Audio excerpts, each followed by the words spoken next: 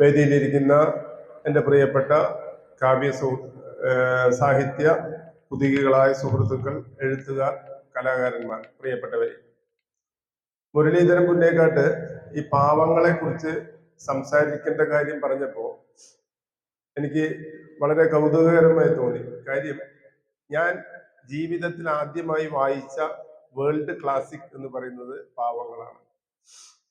ഞാൻ ഏറ്റവും കൂടുതൽ വായിച്ച വേൾഡ് ക്ലാസിക് എന്ന് പറയുന്നത് പാവങ്ങളാണ്. ഞാൻ ഏറ്റവും ലോകത്ത് ആരാധിച്ച ഒരു എഴുത്തുകാരൻ എന്ന് പറയുന്നത് വിക്ടർ ഹ്യൂഗോ ആണ്. അത് വളരെ കുട്ടിക്കാലത്ത് തന്നെ. എൻ്റെ അപ്പച്ചൻ നല്ല കൃഷിക്കാരനായിരുന്നു എന്നതുപോലെ തന്നെ സാമാന്യം മികച്ച വായനക്കാരനായിരുന്നു. വേൾഡ് ക്ലാസിക്കുകളായിട്ട് നല്ല പരിചയമുള്ള ആളായിരുന്നു അദ്ദേഹം. അദ്ദേഹത്തിന്റെ നാലപ്പാട്ട് നാരായണമേനോൻ മലയാളത്തിലേക്ക് പരിഭാഷപ്പെടുത്തിയ പാവങ്ങൾ എന്ന ലെസ് മിസറബിൾസ് ആണ് ഞാൻ എൻ്റെ അപ്പച്ചൻ വായിച്ച് കേട്ടിട്ട് ഞാൻ കണ്ടിട്ടില്ല. എൻ്റെ അപ്പച്ചന്റെ ഗ്രന്ഥശേഖരത്തിൽ ഉണ്ടായിരുന്ന നല്ല പുസ്തകങ്ങളിൽ പെട്ടത് അന്ന കരീനീന, വാർ ആൻഡ് പീസ്, കറാമസോവ് ബ്രദേഴ്സ്, ദസ്തവേവ്സ്കിയുടെ, ഇതെല്ലാം അദ്ദേഹത്തിന് കയ്യിലുണ്ടായിരുന്നു. അദ്ദേഹം ഒരു കൃഷിക്കാരനായിരുന്നു. അദ്ദേഹത്തിന് ബൈബിള് പോലെ പ്രധാനമായിരുന്നു ഈ പുസ്തകങ്ങളൊക്കെ. വിശ്വാസിയായിരുന്നു. ബൈബിള് പോലെ പ്രധാനമാണ് ഈ പുസ്തകങ്ങൾ. ബൈബിളിന്റെ തൊട്ടടുത്ത് തന്നെ KP കേശവമേനോൻ എഴുതിയ യേശുദേവൻ എന്ന കൃതി വെക്കും. അതിന്റെ അപ്പുറത്ത് വള്ളത്തോൾ നാരായണമേനോൻ എഴുതിയ മഗ്ദലന മരിയം എടുത്തു വെക്കും. അതിന്റെ അപ്പുറത്ത് KP കേശവമേനോന്റെ ആത്മകഥ എടുത്തു വെക്കും. KP കേശവമേനോൻ അദ്ദേഹത്തിന് ഭയങ്കര ഇഷ്ടമാണ്. നാലപ്പാട്ട് നാരായണമേനോന് ജീവനാണ്. അതിന്റെ കാര്യം അതുകൊണ്ടായിരിക്കാം അദ്ദേഹം പാവങ്ങൾ. അപ്പൊ ഞാനൊക്കെ ഇങ്ങനെ എൻ്റെ വീട്ടിൽ 6ാം ക്ലാസ്സിലൊക്കെ കഴിയുമ്പോൾ നമ്മുടെ കുർബാന കൈക്കൊൾപ്പാട് കഴിഞ്ഞ ബൈബിള് വായിക്കുക എന്നുള്ളത് പറയും. ഞാൻ നല്ല മിടുക്കനായിട്ട് വായിക്കുമായിരുന്നു. അസലായിട്ട് ബൈബിള് വായിക്കുമായിരുന്നു. എൻ്റെ വീട്ടുകാർക്കും കുടുംബക്കാർക്കും എന്നെ അസസ് ചെയ്യുന്നതിൽ പറ്റിയ ഏറ്റവും വലിയൊരു തെറ്റ്, ഞാൻ ഒരു പുരോഹിതനാകുമെന്ന് അവർ വിശ്വസിച്ചിരുന്നു. എന്നെ അസസ് ചെയ്യുന്നതിൽ പറ്റിയ ഏറ്റവും വലിയൊരു തെറ്റ്. അതിന് അവര് കണ്ട കാര്യം, ഞാൻ നിത്യേന ശ്രദ്ധാപൂർവം ബൈബിള് വായിക്കുമായിരുന്നു. അപ്പൊ അപ്പച്ചൻ ബൈബിള് മാത്രമല്ല എന്നെ കൊണ്ട് വായിപ്പിക്കുക, നീ ആ പാവങ്ങളൊന്ന് വായിച്ച് എന്ന് പറയും. ഒരു ഞാൻ വായിക്കുന്നത് കേൾക്കാൻ അദ്ദേഹത്തിന് ഇഷ്ടമായിരുന്നു. ആ പാവങ്ങൾ എന്ന നോവലിന് പിന്നീട് എന്ത് സംഭവിച്ചു എന്നും കൂടി പറഞ്ഞിട്ട് ഞാൻ ഈ വിഷയത്തിലേക്ക് തുടങ്ങാം. പിന്നെ കാലങ്ങൾ എല്ലാരെ പോലെ തന്നെ എനിക്കും മീശ വന്നു. പിന്നെ ആ മീശ നരച്ചു തുടങ്ങി. എൻ്റെ മുടികൾ കൊഴിഞ്ഞു തുടങ്ങി. എനിക്ക് പ്രായം കൂടി. എനിക്കും പ്രാരാബ്ധക്കാരനായി, ഭാര്യയായി, മക്കളായി, ജീവിതമായി. ഇതിന്റെ ഇടയിൽ ആ പാവങ്ങൾ എന്ന പുസ്തകം എവിടെയോ കിടന്നു. പക്ഷെ എൻ്റെ പുസ്തക ശേഖരങ്ങൾ വളർന്നുകൊണ്ടിരുന്നു ധാരാളം. പക്ഷെ എൻ്റെ അപ്പച്ചൻ എനിക്ക് തന്ന പുസ്തകങ്ങൾ ഞാൻ ശ്രദ്ധാപൂർവ്വം എടുത്തു വെച്ചിരുന്നു. എനിക്ക് അതിനോടൊരു പ്രത്യേക സെന്റിമെന്റ്സ് ഉണ്ടായിരുന്നു. ആ സമയത്ത് ഒരു 6 വർഷങ്ങൾക്ക് മുമ്പ് പാലാ അതിരൂപതയിൽ ഒരു ബിഷപ്പ് ഉണ്ടായിരുന്നു. ആ ബിഷപ്പ്, അദ്ദേഹത്തിന്റെ പ്രധാന ഹോബികളിൽ ഒന്ന് അന്യ സമുദായക്കാരെ കുറിച്ച് അനാവശ്യം പറയാൻ, പ്രത്യേകിച്ച് മുസ്ലിം സമൂഹത്തെ കുറിച്ച് വേണ്ടാത്തത് പറയുക എന്നുള്ളതാണ് അദ്ദേഹത്തിന്റെ ഒരു ഹോബി. ഞാൻ I don't want to declare his name. നിങ്ങൾക്ക് മനസ്സിലാവും ആളെ. നിത്യേന നിയമേന ഞാനാണെങ്കിൽ വല്ലതും കണ്ട പ്രതികരിക്കുന്ന ഒരാളാണ്. അപ്പൊ ഒരു ദിവസം പാലക്കാട് ഒരു പ്രമുഖ ക്രിമിനൽ ലോയർ അഡ്വക്കേറ്റ് ജോൺ കിടക്കുന്നത് ഞങ്ങളുടെ ഒരു പാലക്കാടൻ സാംസ്കാരിക വേദി. ഞങ്ങളുടെ ഈ ചർച്ച വന്നു, ഈ ബിഷപ്പ് എന്തെങ്ങനെ. അപ്പൊ ആ പാലക്കാട് സാംസ്കാരിക വേദിയിൽ കുറെ ക്രിസ്ത്യൻസും ഉണ്ട്. ഇങ്ങനെ ക്രിസ്ത്യൻസിന്റെ മാനം കളയല്ലോ എന്ന് പറഞ്ഞിട്ട് ഈ ഒരു ടോപ്പിക്ക് വന്നു. അപ്പൊ ഞാൻ വെറുതെ പറഞ്ഞു, നമുക്ക് പാവങ്ങൾ എന്ന കൃതി അദ്ദേഹത്തിന് അയച്ചു കൊടുത്തിട്ട് അത് വായിക്കുക, ഒരു മെത്രാൻ എന്താണെന്ന് സ്വയം മനസ്സിലാക്കുക എന്ന് പറഞ്ഞൊരു കത്ത് എഴുതിയാൽ, അയാൾ മലയാളം വായിക്കാൻ അറിയുന്ന ആളാണെങ്കിൽ അദ്ദേഹം രക്ഷപ്പെടാൻ സാധ്യതയുണ്ട്. എന്റെ അഭിപ്രായത്തിന് വലിയ സ്വീകാര്യത കിട്ടി. അങ്ങനെ ഞങ്ങൾ പത്രസമ്മേളനം വിളിച്ചു. പാലക്കാട് പത്രസമ്മേളനം വിളിച്ച്, അപ്പൊ എൻ്റെ വീട്ടിൽ നിന്ന് ഞാൻ എടുത്തത് ഈ പാവങ്ങളാണ് എടുത്തത്. എൻ്റെ അപ്പച്ചന്റെ കയ്യൊപ്പിട്ടിട്ടുള്ള പാവങ്ങൾ. പെട്ടെന്ന് എനിക്ക് ആ പാവങ്ങൾ അതാ കിട്ടി. ആ പെട്ടെന്ന് ഇടിക്കുന്ന കാർ എടുത്തു, നേരെ പത്രസമ്മേളനം നടത്തി. അപ്പൊ ഞങ്ങൾ പറഞ്ഞു, ഒരു ബിഷപ്പ് എന്ന് പറഞ്ഞ ഒന്ന്, അദ്ദേഹത്തിന്റെ പണി രാഷ്ട്രീയമാവരുത്.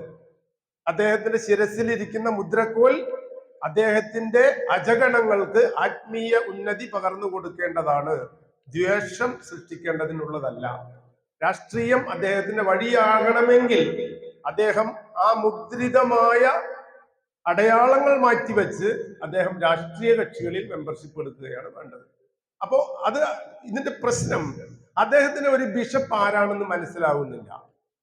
അപ്പോ അദ്ദേഹത്തിന് ബിഷപ്പ് ആരാണെന്ന് മനസ്സിലാക്കാൻ സഹായിക്കുന്നതിന് വേണ്ടി ഈ ലോകത്തെ ഏറ്റവും നന്നായി ഒരു ക്രിസ്തുദാസൻ ആരായിരിക്കണം, ഒരു ആത്മീയ നേതാവ് ആരായിരിക്കണം എന്ന് ലോകത്തെ പഠിപ്പിച്ച പാവങ്ങളിലെ ദി മെത്രാനെ താങ്കൾ ഒരു ഒരു ഒരു ഒരു മാർഗബിംബമായി സ്വീകരിക്കണമെന്ന് അഭ്യർത്ഥിച്ചുകൊണ്ട് സവിനയം താങ്കൾക്ക് ഈ പാവങ്ങൾ എന്ന നോവൽ അയച്ചു തരുന്നു എന്ന് പ്രഖ്യാപിച്ച് ഞങ്ങൾ അയച്ചു കൊടുക്കുകയും പാലക്കാട് പത്രങ്ങളിൽ അത് വലിയ വാർത്തയായി വരികയും ചെയ്തു. ഞാൻ ഉറപ്പായും വിചാരിച്ച ബിഷപ്പ് എനിക്കെതിരെ കേസ് കൊടുക്കുന്നു. പക്ഷേ 2025 അയാൾ കേസൊന്നും കൊടുത്തിട്ടില്ല. പക്ഷെ എന്റെ ആ പുസ്തകം നഷ്ടപ്പെടുകയാണ് ഉണ്ടായത്. അദ്ദേഹം അത് വായിച്ചോ ഇല്ലയെന്ന് എനിക്ക് അറിഞ്ഞുകൂടെ. ഓക്കെ, അപ്പോ പാവങ്ങൾ എന്ന നോവൽ ലോകത്തിലെ വേൾഡ് ക്ലാസിക്കുകൾ എടുത്താൽ അതിൽ 12 വേൾഡ് ക്ലാസിക്കുകൾ എടുത്താൽ അതിൽ ഒന്നാമത്തെ സീരീസിൽ വരുന്ന ഒരു ക്ലാസിക്കാണ് പാവങ്ങൾ. ഈ പാവങ്ങൾ വായിക്കുന്നതിന് മുമ്പ് അതുണ്ടായ രാഷ്ട്രീയ സാഹചര്യം എന്താണ്, അതുണ്ടായ ഒരു ക്ലാസിക്കൽ പുറത്തു വരുന്ന സാഹചര്യം എന്താണ് എന്നുള്ളത് നമ്മൾ കൃത്യമായിട്ട് മനസ്സിലാക്കിയെങ്കിൽ മാത്രമേ ഒരു എഴുത്തുകാരൻ എന്ന നിലയിൽ നമുക്ക് പാവങ്ങളെ വായിക്കുന്നതുകൊണ്ട് ഗുണമുണ്ടാവും. ഫ്രഞ്ച് വിപ്ലവം ലോകത്ത് അത് നടന്നു കഴിഞ്ഞതിന് ശേഷം ലോക ചരിത്രത്തെ ഇത്ര കണ്ട് ആഴത്തിൽ സ്വാധീനിച്ച മറ്റൊന്നില്ല എന്ന് പറയുന്നത് പോലെ ഒന്നാണ് ഫ്രഞ്ച് വിപ്ലവം. 1789 തുടങ്ങി 1800 11 വർഷം കൊണ്ട് സമാപിച്ചതാണ് ഫ്രഞ്ച് വിപ്ലവം. അപ്പോഴും അത് പൂർത്തീകരിക്കപ്പെട്ടില്ല. ആ ഫ്രഞ്ച് വിപ്ലവത്തിൽ സംഭവിച്ചൊരു കാര്യം, ഫ്രാൻസിലെ രാജാധികാരത്തെക്കാൾ ഉയർന്നു നിന്ന അധികാരമായിരുന്നു ഫ്രഞ്ച് കത്തോലിക്ക സഭയുടെ അധികാരം. നിങ്ങൾ ഇന്ന് പറഞ്ഞ വിശ്വസിക്കുമെന്ന് അറിഞ്ഞുകൂടാ. രാജാവിന് കൊടുക്കുന്ന ടാക്സിനേക്കാൾ വലിയ ടാക്സ് ആയിരുന്നു ഫ്രാൻസിൽ അക്കാലത്ത് കത്തോലിക്ക സഭ ഈടാക്കിയിരുന്നത്. അതിന്റെ പേര് തൈലേത്ത് എന്നാണ്. ആ ടാക്സിന്റെ പേര് തൈലേത്താണ് വലുത്, രാജാവിന്റെ ചെറിയ ടാക്സാണ്. അവിടെ ഒരു രാജാവിന്റെ പ്രൗഢിയോടെയാണ് അവിടുത്തെ ബിഷപ്പുമാർ സഞ്ചരിച്ചിരുന്നത്. ഒരു മേയറുടെ പ്രൗഢിയോടെയാണ് ഒരു പുരോഹിതൻ സഞ്ചരിച്ചിരുന്നത്. അവരാരും സാധാരണക്കാരന്റെ വിഷമങ്ങളോ ദുഃഖങ്ങളോ മനസ്സിലാക്കിയിരുന്നില്ല. അവർക്ക് രാജകൊട്ടാരത്തിന്റെ ആ സുഖശീതളിമയല്ലാതെ സാധാരണ മനുഷ്യർ ഉണ്ടോ, സാധാരണ മനുഷ്യർ ഉറങ്ങിയോ, സാധാരണ മനുഷ്യർക്ക് ദീനമുണ്ടോ, സാധാരണ മനുഷ്യർക്ക് ദുഃഖമുണ്ടോ, സാധാരണ മനുഷ്യർക്ക് മരുന്നുണ്ടോ, ഒന്നും അന്വേഷിക്കാൻ സമയമില്ലാത്ത കത്തോലിക്ക സഭയെ അവിടത്തെ നാട്ടുകാര് രാജാവിനെ എത്ര കണ്ട് വെറുക്കുന്നോ അത്ര കണ്ട് വെറുത്തുപോയി കത്തോലിക്ക സഭയെ, അത്ര കണ്ട് വെറുത്തുപോയി ക്രിസ്ത്യാനിറ്റിയെ. ഈ ഫ്രഞ്ച് വിപ്ലവം നടന്നപ്പോ രാജാവിനും പ്രഭുക്കന്മാർക്കും ഉണ്ടായ കോട്ടത്തെക്കാൾ 100 മടങ്ങ് വലുതായിരുന്നു കത്തോലിക്ക സഭയ്ക്കുണ്ടായ കോട്ടങ്ങൾ. കത്തോലിക്ക സഭയുടെ സ്വത്തുക്കളുടെ 100% വിപ്ലവകാരികൾ കണ്ടുകെട്ടി. ഫ്രഞ്ച് കത്തോലിക്ക സഭയുടെ പുരോഹിതന്മാരിൽ തങ്ങളുടെ പക്ഷം ചേരാത്ത 74% പുരോഹിതന്മാരെ കൊന്നൊതുക്കി. ഒരു പുരോഹിതനെ പോലും വിട്ടുവെച്ചില്ല. വിട്ടുവെച്ച പുരോഹിതന്മാർ വിപ്ലവകാരികളുടെ കൂടെ കൂടിയവരാണ്. അത്രയും ഭീകരമായിരുന്നു 1800 19ാം നൂറ്റാണ്ട് തുടങ്ങുമ്പോ ഫ്രാൻസിൽ കത്തോലിക്ക സഭ നേരിട്ട പ്രതിസന്ധി. ഒരു പള്ളിയില്ല സ്വന്തമായിട്ട്, ഒരു സിനഡിൽ ഒന്നുമില്ല, ശൂന്യം. രാജാക്കന്മാരെ പോലെ കഴിഞ്ഞിരുന്ന ആളുകൾ ഒരു പുറത്തിറങ്ങാൻ വഴിയില്ലാത്ത അവസ്ഥ. വിപ്ലവകാരിൽ ചുറ്റും വേട്ടയാടുകയാണ്. അങ്ങനെ 1800 കടക്കുന്നു. വീണ്ടും നെപ്പോളിയൻ ബോണോപാർട്ട് സൂത്രശാലി ഭരണം പിടിച്ചെടുക്കുന്നു. വീണ്ടും ക്രിസ്ത്യാനിറ്റി ഇങ്ങനെ പതുക്കെ പതുക്കെ പതുക്കെ വിശ്വാസികളൊക്കെ വന്നു. പക്ഷേ ഫ്രാൻസിലെ മഹാഭൂരിപക്ഷം ജനങ്ങളും നിരീശ്വരവാദത്തിലേക്കും ഭൗതികവാദത്തിലേക്കും മാറിപ്പോകുന്ന ഒരു കാഴ്ചയാണ് 1800കളിൽ നിന്ന് ഇന്ന് വരെ ഫ്രാൻസ് കാണുന്ന കാഴ്ച. അത് ഫ്രഞ്ച് വിപ്ലവത്തിന്റെ തുടർച്ചയാണ്. അവിടെ ചിന്തിക്കുന്ന ക്രിസ്ത്യാനികളിൽ യൂറോപ്പിലുടനീളം ഒരു ചോദ്യം, ഇന്ന് ഫ്രാൻസിൽ ഇതാണ് നമ്മൾക്കുണ്ടായ അനുഭവമെങ്കിൽ ക്രിസ്ത്യാനിറ്റി യൂറോപ്പിൽ നിന്ന് തുടച്ചു നീക്കപ്പെടും. കാരണം ക്രിസ്ത്യാനിറ്റി ക്രിസ്തുവിന്റെ വഴിയല്ല സഞ്ചരിക്കുന്നത്. ഇതായിരുന്നു കാതലായ പ്രശ്നം. ക്രിസ്ത്യാനിറ്റി ക്രിസ്തുവിന്റെ വഴിയിൽ സഞ്ചരിക്കുന്നില്ല, മറിച്ച് ക്രിസ്തുവിനെ ഉയർത്തി കാണിച്ച് സമ്പത്ത് നേടുന്നതിൽ വ്യഗ്രത പൂണ്ടവരാണ് ക്രിസ്ത്യാനികൾ എന്നൊരു വാദം യൂറോപ്പിൽ അലയടിച്ചു. അവിടെ ഏത് പുരോഗമന സമൂഹം ചോദിക്കുന്ന ഒരു ചോദ്യവും അവിടെ ഉയർന്നു ചോദിക്കപ്പെട്ടു. എന്താണ് മതം? What is religion?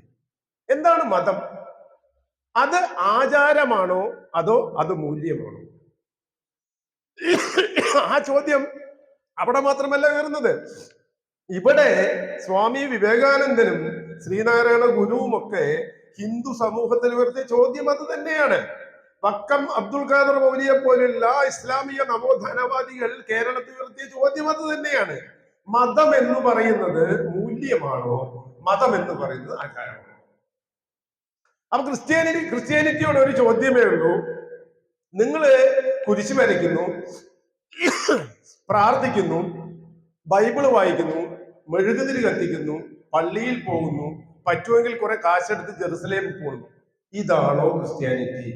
അഥവാ ഇതല്ല, അതാ ഇതൊന്നും നമ്മൾ ചെയ്യുന്നില്ല, പക്ഷേ ക്രിസ്തു പറഞ്ഞു തന്ന നിന്നെ പോലെ തന്നെ നിന്റെ അയൽക്കാരനെയും സ്നേഹിക്കുക എന്ന ഉയർന്ന മൂല്യത്തെ നീ സാംശീകരിക്കുന്നുണ്ടെങ്കിൽ അതാണോ ക്രിസ്ത്യാനിറ്റി? ഇതാണോ ക്രിസ്ത്യാനിറ്റി? ഈ ചോദ്യമാണ് യൂറോപ്പിൽ വേണ്ടത്.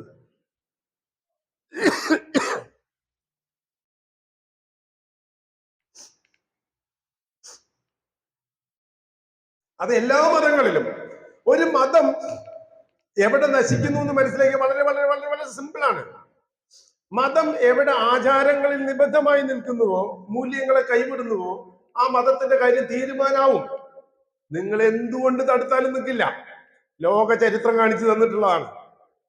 അതേസമയം മതം എപ്പോ മൂല്യത്തോട് ചേർന്ന് നിൽക്കുന്നുവോ ആ മതം സംരക്ഷിക്കപ്പെടും, ആ മൂല്യങ്ങൾ സംരക്ഷിക്കപ്പെടും. ഇത് ലോക ചരിത്രമാണ്. അപ്പോ ഈ ഒരു ചോദ്യം മനസ്സിൽ എഴുതി എഴുതി എഴുതി പരിചയിച്ചതിന് ശേഷമാണ് വിക്ടർ ഹ്യൂഗോ പാവങ്ങൾ എഴുതി തുടങ്ങിയത്. പാവങ്ങൾ എഴുതുന്ന കാലഘട്ടം ഫ്രഞ്ച് വിപ്ലവം 1800 പൂർത്തിയായി. വിപ്ലവം ഉദ്ദേശിച്ച പോലെ ഫലം കണ്ടില്ല.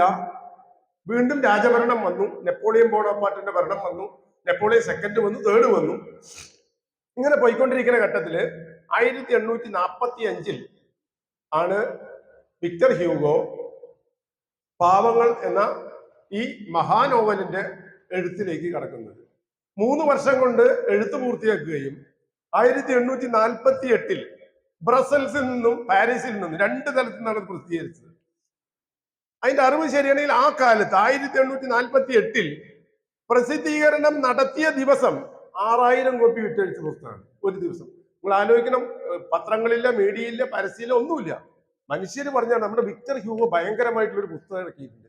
ഈ പുസ്തകം വാങ്ങാൻ റഷ്യയിൽ നിന്ന് വിഖ്യാതനായ എഴുത്തുകാരൻ ദസ്തവയോസ്കി ചൂതാടി കിട്ടിയ പണം തികയാതെ വന്ന് കടം വാങ്ങിയ പൈസയും ചേർത്ത് ജനീവയ്ക്ക് വന്ന് പുസ്തകം വാങ്ങി തിരിച്ച് മോസ്കോയിലേക്ക് പോയിട്ടുണ്ട്. അത്രയും ഗംഭീരമായിരുന്നു അതിന്റെ പ്രസിദ്ധീകരണം. അങ്ങനെയാണ് പാവങ്ങൾ പ്രസിദ്ധീകരിക്കപ്പെടുന്നത്. പാവങ്ങളുടെ ഒരു ഒരു സാമൂഹ്യ പശ്ചാത്തലം ജീൻ വാൽജീൻ എന്ന് പറയുന്ന അനാഥനായ അച്ഛനും അമ്മയും നഷ്ടപ്പെട്ട ഒരു ചെറുപ്പക്കാരിൽ നിന്നാണ് പാവങ്ങൾ എന്ന ലെസ് മിസറബിൾസ്. ഞാൻ എപ്പോഴും ഇങ്ങനെ അന്തം വിടാറുണ്ട്. ലെസ് മിസറബിൾസ് എന്നുള്ള പേരാണ് അതിന് ഇംഗ്ലീഷിലുള്ളത്. അതിന് വിവർത്തനം ചെയ്തപ്പോൾ അതിനേക്കാൾ അർത്ഥപൂർണമായ പാവങ്ങൾ എന്ന പേരാണ്. അപ്പോൾ ലെസ് മിസറബിൾസ് എന്ന് പറയുമ്പോൾ ദുരിതങ്ങൾ എന്നാണ് വരുന്നത്. അതിനേക്കാൾ കൂടുതൽ ദീനതയുള്ള, അതിനേക്കാൾ കൂടുതൽ കാരുണ്യമുള്ള ഒരു വാക്കാണ് നാലപ്പാട്ട് നാരായണമേനോൻ ട്രാൻസ്ലേഷൻ എടുത്തതെന്നാണ് എന്റെ അഭിപ്രായം. അപ്പോ ജീൻ വാൽജിൻ എന്ന് പറയുന്ന ഒരു ചെറുപ്പക്കാരൻ, അദ്ദേഹത്തിന് ഒരു 17 വയസ്സ് പ്രായമുണ്ട്. അദ്ദേഹത്തിന് അച്ഛൻ നഷ്ടപ്പെട്ടു, അമ്മ നഷ്ടപ്പെട്ടു. അദ്ദേഹത്തിന് പിന്നുള്ളത് ഒരു സഹോദരിയാണ്. സഹോദരിക്ക് ഭർത്താവ് നഷ്ടപ്പെട്ടു, 2 കുട്ടികളുണ്ട് സഹോദരിക്ക്. സഹോദരിയെ സംരക്ഷിക്കാൻ ജീൻ വാൽജിൻ ഭയങ്കരമായി പാടുപെടുന്നുണ്ട്. അങ്ങനെ മഴ കോരിക്കൊട്ടി തൊഴിലില്ലാതെ നിൽക്കുന്ന ഒരു സമയത്ത് ഇയാളുടെ വീട്ടിൽ സമ്പൂർണമായ ദാരിദ്ര്യമാണ്. ഇയാളുടെ വീട്ടിൽ ഭക്ഷണം കഴിക്കാൻ ഒന്നുമില്ല. ഇയാൾക്ക് ഭക്ഷണം, വിശപ്പ് സഹിക്കാം. ഇദ്ദേഹത്തിന്റെ പെങ്ങൾക്ക് വിശപ്പ് സഹിക്കാം. പക്ഷെ കുഞ്ഞുങ്ങൾക്ക് വിശപ്പ് സഹിക്കാൻ പറ്റുന്നില്ല. ചെറിയ കുഞ്ഞുങ്ങളാണ്, 5-6 വയസ്സുള്ള കുഞ്ഞുങ്ങളാണ്. ഈ കുട്ടികളുടെ കരച്ചിലും അലച്ചിലും കണ്ട് സഹികെട്ട് ജീൻ വാൽജിൻ പുറത്തിറങ്ങി അദ്ദേഹം 1-2 പേരോട് സഹായം ചോദിച്ചു. എന്റെ കുട്ടികൾക്ക്, എന്റെ മരുമക്കൾക്ക് കഴിക്കാൻ എന്തെങ്കിലും തരണം എന്ന് പറഞ്ഞാൽ ആരും ഒന്നും കൊടുത്തില്ല. കാരണം ആ ഫ്രാൻസിൽ എല്ലായിടത്തും ദാരിദ്ര്യമാണ്. അപ്പൊ ഇദ്ദേഹം എന്ത് ചെയ്തു? ഒരു ബേക്കറിയുടെ കണ്ണാടി ചിലമാര കൈകൊണ്ട് ഇടിച്ച്, നല്ല ആരോഗ്യമുള്ള ചെറുപ്പക്കാരൻ ഇടിച്ച് പൊട്ടിച്ചിട്ട് അവിടുന്ന് ഒരു 2-3 പീസ് ബെന്ന് എടുത്തിട്ട് ഇയാൾ ഓടി. ഈ ഇടിച്ച് പൊട്ടിച്ചപ്പോ ചില്ലിൽ തട്ടിയിട്ട് ഇദ്ദേഹത്തിന്റെ കൈപ്പത്തിന്ന് ചോര വന്നിരുന്നു, മുറിഞ്ഞിട്ട്. ഉടൻ ചില്ല് പൊട്ടിയ ശബ്ദം കേട്ട് ബേക്കറിക്കാരൻ വരുമ്പോഴേക്ക് ഇയാൾ എടുത്ത് കടന്നു കളഞ്ഞു. രാജഭരണമുള്ള കാലം വലിയ ശിക്ഷകളാണ്, വലിയ വലിയ ശിക്ഷകളാണ്. രാജഭരണകാലത്ത് കേരളത്തിലും ഭയങ്കര ശിക്ഷകളാണ്. അനുമതിയില്ലാതെ മീശ വച്ചാൽ ശിക്ഷിക്കപ്പെട്ടിരുന്ന ഒരു നാടായ തിരുവിതാംകൂറിൽ ഇരുന്നിട്ടാണ് ഞാനിപ്പോ സംസാരിച്ചുകൊണ്ടിരിക്കുന്നത്. ആ, ജാതിയിൽ താഴ്ന്നയാള് ഉപ്പ് എന്ന് പറഞ്ഞാൽ ശിക്ഷിക്കപ്പെട്ടിരുന്ന നാട്ടിലിരുന്നാണ് ഞാൻ ഈ സംസാരിച്ചുകൊണ്ടിരിക്കുന്നത്. വീട്ടിലെ പെൺകുട്ടികൾ പ്രായപൂർത്തിയായാൽ അതിന് മുലക്കരം കൊടുത്തില്ലെങ്കിൽ ശിക്ഷിക്കപ്പെട്ടിരുന്ന നാട്ടിലിരുന്നിട്ടാണ് ഞാൻ ഈ സംസാരിച്ചുകൊണ്ടിരിക്കുന്നത്. രാജഭരണത്തിൽ ശിക്ഷ ക്രൂരമായിരിക്കും. ഫ്രാൻസിലും ശിക്ഷ ക്രൂരമായിരുന്നു. അങ്ങനെ കുട്ടികളുടെ ദാരിദ്ര്യം തീർക്കാൻ വേണ്ടി 2 ബെന്നുകെട്ട ജീൻ വാൽജിന് 7 വർഷമാണ് തടവ് ശിക്ഷ കിട്ടിയത്. ഇയാൾ തടവ് ശിക്ഷയ്ക്ക് പോയി. അവിടെ തണ്ട് വലിക്കുക, നമ്മളെ എണ്ണയാട്ടുക പോലെയുള്ള കഠിനമായ ജോലികളാണ് തടവുകാരെ കൊണ്ട് ചെയ്യിച്ചിരുന്നത്. അതിലിങ്ങനെ പണിയെടുത്തുകൊണ്ടിരിക്കുമ്പോഴൊക്കെ ഇയാൾക്ക് ഇയാളുടെ പെങ്ങളുടെ മുഖം ഓർമ്മയിൽ വരും, പെങ്ങളുടെ കുട്ടികളുടെ മുഖം ഓർമ്മയിൽ വരും. ഞാനില്ലാതെ, എന്റെ സംരക്ഷണമില്ലാതെ ഇവർ പട്ടിണി കിടന്ന് മരിക്കാനിടയിൽ. അങ്ങനെ ഓർത്തപ്പോ അദ്ദേഹം ജയിലിൽ ചാടി. പിറ്റേ ദിവസം പോലീസുകാർ പിടിച്ചു. അപ്പോ 7 വർഷം എന്നുള്ളത് 9 വർഷമായി. അങ്ങനെ 9 വർഷം മൂപ്പര് കിടക്കാൻ തുടങ്ങി. അങ്ങനെ 2-3 വർഷം കിടന്നപ്പോ ഒന്നുകൂടി ചാടാൻ നോക്കി. അപ്പോ ആ 9 വർഷം എന്നുള്ളത് 14 വർഷമായി. അങ്ങനെ 2-3 തവണത്തെ ചാട്ടം മൂപ്പര് എഴുതായപ്പോ മൂപ്പർക്ക് അവസാനം 19 വർഷത്തെ കഠിന തടവാണ് മൊത്തമായിട്ട് കിട്ടിയത്. ഇത് മുഴുവൻ കഴിഞ്ഞ് ഇദ്ദേഹം പുറത്തിറങ്ങുമ്പോൾ ഇദ്ദേഹത്തിന് ഓൾമോസ്റ്റ് 40 വയസ്സിന് പുറത്ത് പ്രായമുണ്ട്, വയ്യാത്തൊരാള്. അപ്പൊ അന്നത്തെ ഫ്രാൻസില് എന്ത് കിട്ടണമെങ്കിലും നിങ്ങൾക്ക് പാസ്പോർട്ട് കാണിക്കണം. നമ്മുടെ ഇവിടുത്തെ ആധാർ കാർഡ് പോലെ, റേഷൻ കാർഡ് കിട്ടണമെങ്കിലും ഒക്കെ വേണമല്ലോ നമുക്ക് ആധാർ. പക്ഷെ ഈ ജയിൽ പുള്ളി ആയതുകൊണ്ട് ഇയാളുടെ ആധാറുമേ അവിടുത്തെ രാജമുദ്ര പതിപ്പിച്ചു കൊടുത്തിട്ടുണ്ട്, ഡേഞ്ചറസ് ഫെലോ. ഇയാൾ 19 വർഷം ജയിലിൽ കിടന്നയാളാണ്, ആൾ അപകടകാരിയാണ് എന്ന് ഇദ്ദേഹത്തിന്റെ പാസ്പോർട്ടിൽ ഒരു മുദ്ര കുത്തി കമ്മിന്റ് എഴുതി വെച്ചിട്ടുണ്ട്. അങ്ങനെ ഇദ്ദേഹം ജയിലിൽ നിന്ന് പുറത്തിറങ്ങി. വലിയൊരു പൊക്കടുണ്ട് കയ്യില്, കുറെ തുണികള് കാര്യങ്ങളൊക്കെ ഉണ്ട്. ഇയാൾ ഇങ്ങനെ നടക്കുകയാണ്. സന്ധ്യ വരെ കുഴപ്പമില്ല. സന്ധ്യ കഴിയുമ്പോൾ തണുക്കാൻ തുടങ്ങി. ഒരു സ്ഥലത്ത് പോയിട്ട് ഇയാൾക്ക് ഭക്ഷണം കിട്ടുന്നില്ല. അവിടെ ഭക്ഷണം കിട്ടണമെങ്കിൽ കാർഡ് കാണിച്ചു കൊടുക്കണം. നീ ആരാണ്? കാർഡ് കൊടുത്തു. കാർഡ് വായിച്ചു. ഇല്ല, നിനക്ക് ഇവിടെ ഭക്ഷണമല്ലേ, പറ്റോ? ഇങ്ങനെ പറഞ്ഞ് മൂപ്പര് പലയിടത്തുനിന്ന് 1-2 സ്ഥലത്തുനിന്ന് കൈക്കൂലി കൊടുക്കാന്ന് പറഞ്ഞിട്ട് പോലും മൂപ്പർക്ക് ഭക്ഷണം കിട്ടാൻ വഴിയില്ല. തണുത്തിട്ട് നിൽക്കാൻ വയ്യ, താമസിക്കാൻ ലോഡ്ജിൽ ഇടം ചോദിച്ചു, പറ്റില്ല എന്ന് പറഞ്ഞു. അപ്പോ എവിടെങ്കിലും ഞാൻ കിടന്നോളാം, മുഴുവൻ വാടകയും തരാന്ന് പറഞ്ഞു, സമ്മതിച്ചില്ല. അവസാനം മൂപ്പര് കുതിരേനെ വളർത്തുന്ന ഒരു സ്ഥലത്തേക്ക് പോയി. ആ കുതിരലായക്കാരനോട് പോയി ചോദിച്ചു, ഒരു ലോഡ്ജ് മുറിയുടെ പൈസ ഞാൻ തരാം, എനിക്ക് വക്കോലൊക്കെ ഒന്ന് ഇട്ട് തന്നാൽ മതി, ഞാൻ അവിടെ കിടന്ന് ഉറങ്ങിക്കോളാം. അവൻ പറഞ്ഞു, മര്യാദയ്ക്ക് നീ പോയില്ലെങ്കിൽ ഞാൻ മുഖത്ത് ചൂടുവെള്ളം എടുത്ത് ഒഴിക്കും എന്ന് പറഞ്ഞ് അവിടെ നിന്ന് ഓടിച്ചു ഈ ജീൻ വാൽജിനെ. അവിടെ നിന്ന് ഹതാശനും നിരാശനുമായി ഈ ജീൻ വാൽജിൻ ഇങ്ങനെ നടക്കുമ്പോ ഇദ്ദേഹം 1-2 ദിവസമായി കേൾക്കുന്ന ഒരു പേരുണ്ട്, ഡി നഗരം എന്നുള്ള നഗരം. ആ നഗരത്തിലെ മെത്രാൻ എന്ന് പറഞ്ഞാൽ നമ്മുടെ ബിഷപ്പ്. ആ ബിഷപ്പ് വലിയ മനുഷ്യനാണ് എന്ന് പൊതുവെ ജനങ്ങൾ പറഞ്ഞു കേട്ടിട്ടുണ്ട്. എന്താണ് ആ മനുഷ്യന്റെ പ്രത്യേകത എന്ന് ചോദിച്ചപ്പോ, ആ ബിഷപ്പ് ആ നഗരത്തിൽ ബിഷപ്പായി വരുന്ന കാലത്ത് ബിഷപ്പ് ഹൗസ് വളരെ വലുതും അതിനോട് ചേർന്നിട്ടുള്ള ചെറിയൊരു ആശുപത്രി ഉണ്ട്, അത് വളരെ ചെറുതുമായിരുന്നു.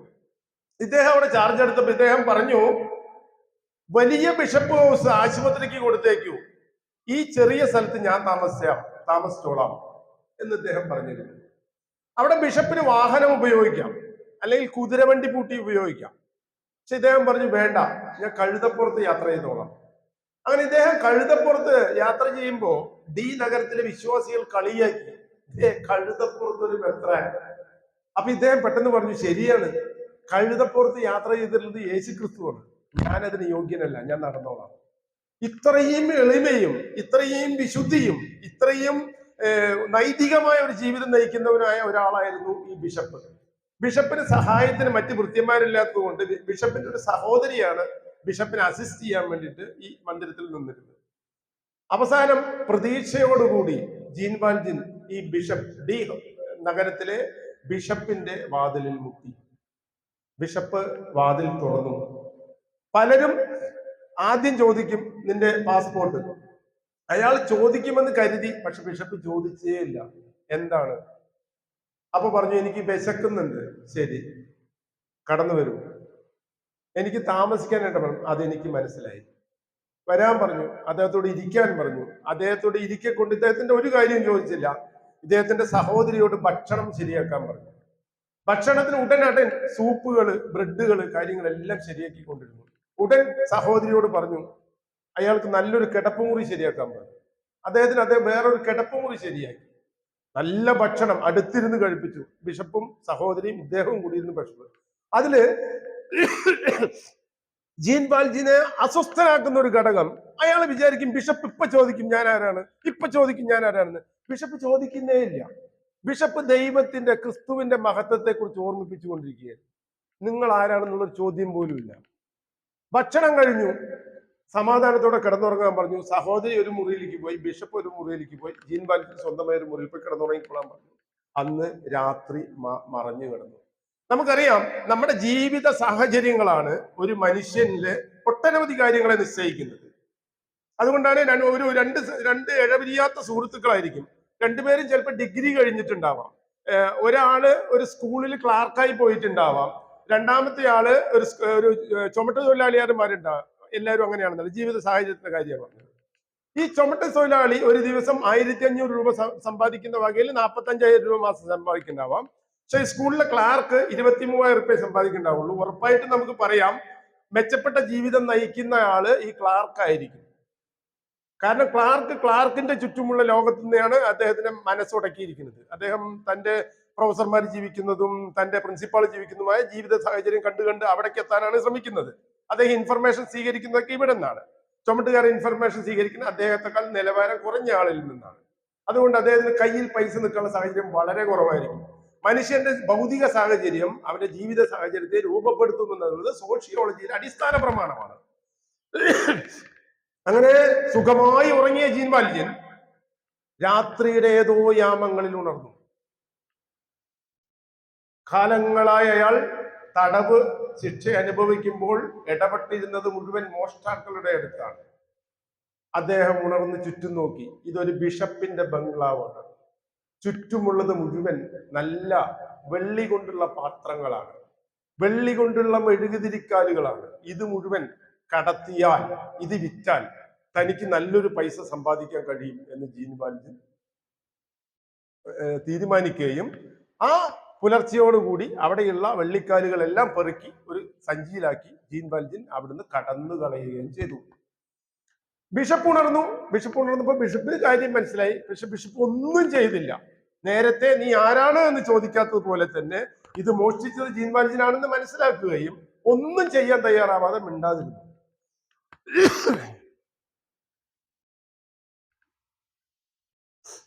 നഗരത്തിലെ വെള്ളിപ്പാത്രക്കടയില് ഈ വെള്ളി ആഭരണങ്ങൾ വിൽക്കാൻ ജീൻ വാൽജിൻ പരിശ്രമിക്കുമ്പോൾ ആ വെള്ളിപ്പാത്രക്കാരന് ഒരു കാര്യം മനസ്സിലായി. ഇവൻ ഒരു തടവ് പുള്ളിയാണ്.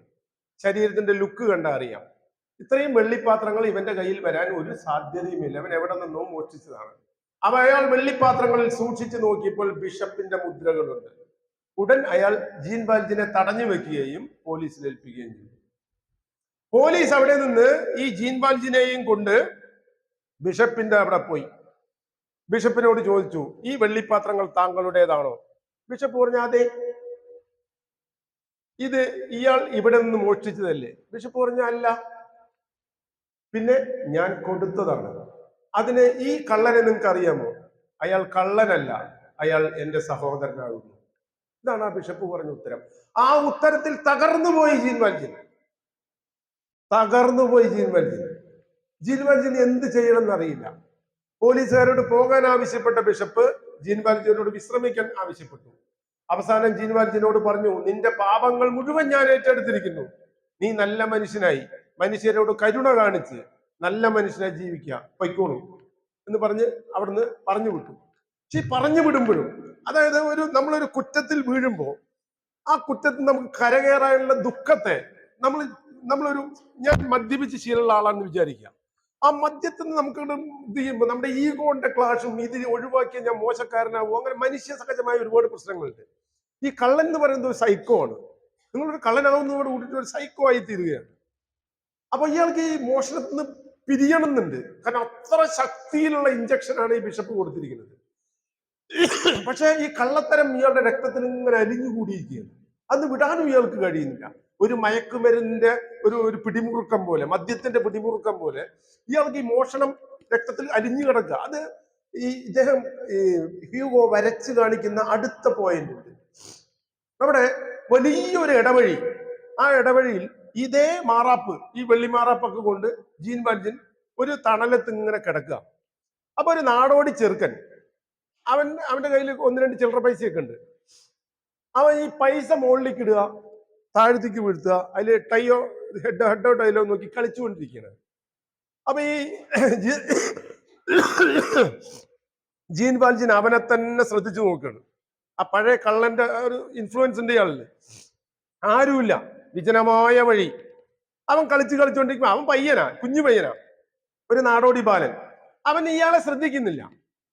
അവൻ ഇങ്ങനെ കളിച്ച് ഒരു വെള്ളിക്കോയിൻ ഇതേമാതിരി മുകളിലേക്ക് ഇട്ട് അത് താഴത്തേക്ക് വന്നപ്പോ അത് ഉരുണ്ട് ജീൻ വാൽജിന്റെ കാലിന്റെ അടി വന്നു. കാലിന്റെ അടുത്ത് ജീൻ വാൽജിന് എഴുന്നേറ്റ് ആ കാലുമ്മ അത് ചവിട്ടി പിടിച്ചു. അപ്പൊ ജീൻ വാൽജിന്റെ ഒരു രൂപം എങ്ങനെയാണ്? അജാനുബാഹുവായ ഒരാള്, നല്ല ആരോഗ്യമുള്ള ഒരാള്, കയ്യിലൊരു വലിയ ഭാണ്ഡം, ഒരു മുണ്ടൻ വടി കയ്യില്, വെറുതെ ചുമ്മാ തമാശക്ക് കയ്യിൽ വെച്ചിരിക്കുന്നതാണ്. അങ്ങനെ ഇരിക്കുമ്പോഴാണ് ഈ നാണയം ഉരുണ്ട് വരുന്നത്. എഴുന്നേറ്റ് നിന്ന് ചവിട്ടി പിടിച്ചു. ആ പയ്യൻ ഓടി വന്നു.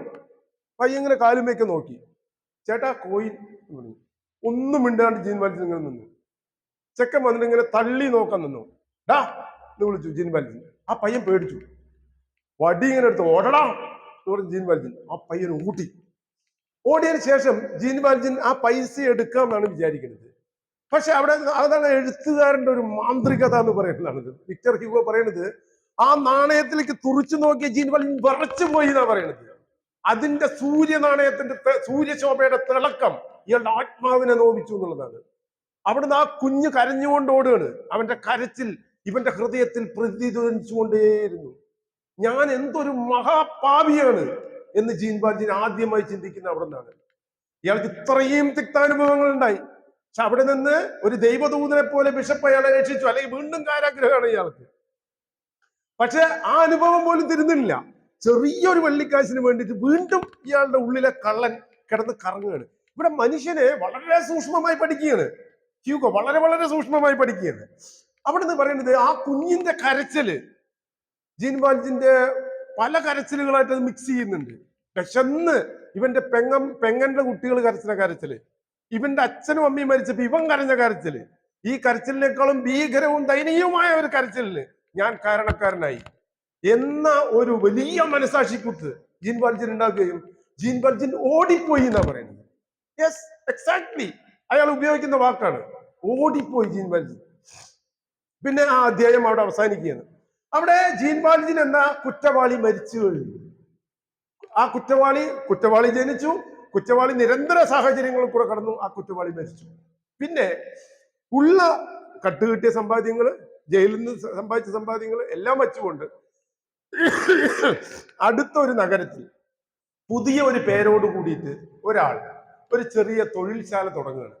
അയാളുടെ പേര് മദലിയൻ എന്നാണ്, മിസ്റ്റർ മദലിയൻ എന്നാണ്. അദ്ദേഹം ചെറിയ ആളുകളെയൊക്കെ പണിക്ക് വെച്ച് ചെറിയൊരു തൊഴിൽശാല സംഘടിപ്പിച്ചു. അതിസമർത്ഥനാണ് ഇയാള്, ഭയങ്കര ഹാർഡ് വർക്കിംഗ് ആണ്. പതുക്കെ ഇയാളുടെ ശാല വളരാൻ തുടങ്ങുകയും നാട്ടില് ഇയാൾ വലിയ ദാനധർമ്മിയാണ്. ആരുടെ ദയനീയത കണ്ടാലും, ആരുടെ ദുഃഖം കണ്ടാലും, ആരുടെ ചികിത്സയ്ക്ക് പൈസ വേണമെങ്കിലും ധാരാളമായി ദാനധർമ്മങ്ങൾ ചെയ്യും അദ്ദേഹം. അങ്ങനെ നാട്ടിൽ ഇദ്ദേഹം വലിയ ഫേമസ് ആയി. അദ്ദേഹത്തിനെ ആളുകൾ മദലിയൻ എന്നുള്ളത് പോയിട്ട് മിസ്റ്റർ മദലിയൻ മാറി ഫാദർ മദലിയൻ എന്ന് വിളിക്കാൻ തുടങ്ങി.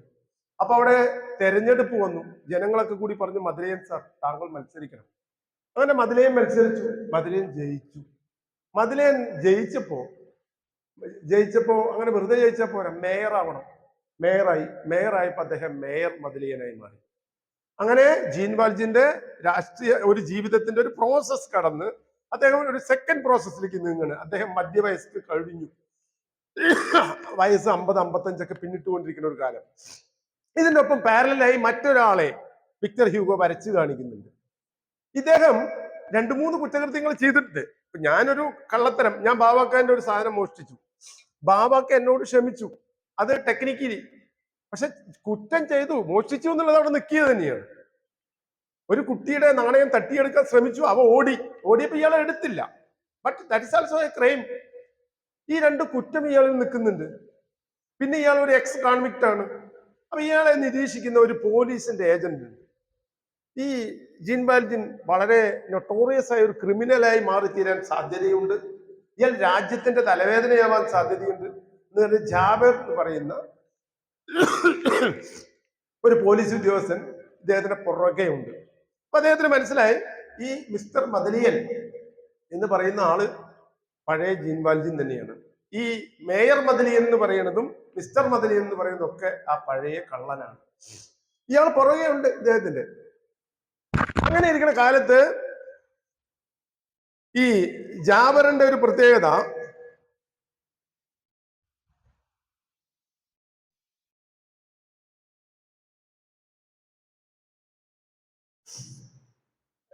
ജാബർ വിചാരിക്കുന്നത് ഒരു കെട്ട മനുഷ്യന് ഒരു കാലത്തും നല്ലവനാവാൻ കഴിയില്ല.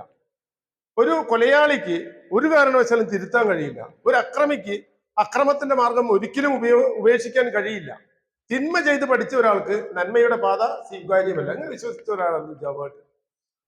പക്ഷെ അദ്ദേഹത്തിന്റെ അനുഭവത്തില് ഇയാളുടെ കാര്യത്തിൽ മാത്രം തെറ്റുപറ്റുന്നുണ്ട്. ഇയാള് മോഷ്ടാവായിരുന്നു, ആണ്.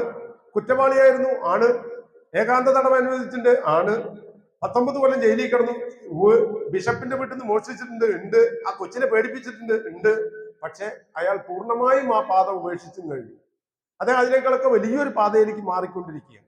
ആ പാതയിലേക്കുള്ള മാറ്റം ഇദ്ദേഹം ഏത് തരത്തിലാണ് ആ പാതയിലേക്ക് മാറുന്നത് എന്നുള്ളത് നമ്മുടെ വിക്ടർ ഹ്യൂഗോ നമുക്ക് വരച്ച് കാണിച്ചു തരുന്നത്, ഇദ്ദേഹം ആ ഇദ്ദേഹത്തിന്റെ ഫാക്ടറിയിൽ പണിയെടുക്കുന്ന ഒരു വിധവയായ ഒരു സ്ത്രീയോട് മൂപ്പര് പുലർത്തുന്ന ഒരു റിലേഷൻഷിപ്പ് കാണിച്ചുകൊണ്ടാണ്. ആ സ്ത്രീയുടെ പേര് ഫാൻഡിയൻ എന്നാണ്. ഫാൻഡിയൻ എന്നും ദുഃഖിതയാണ്.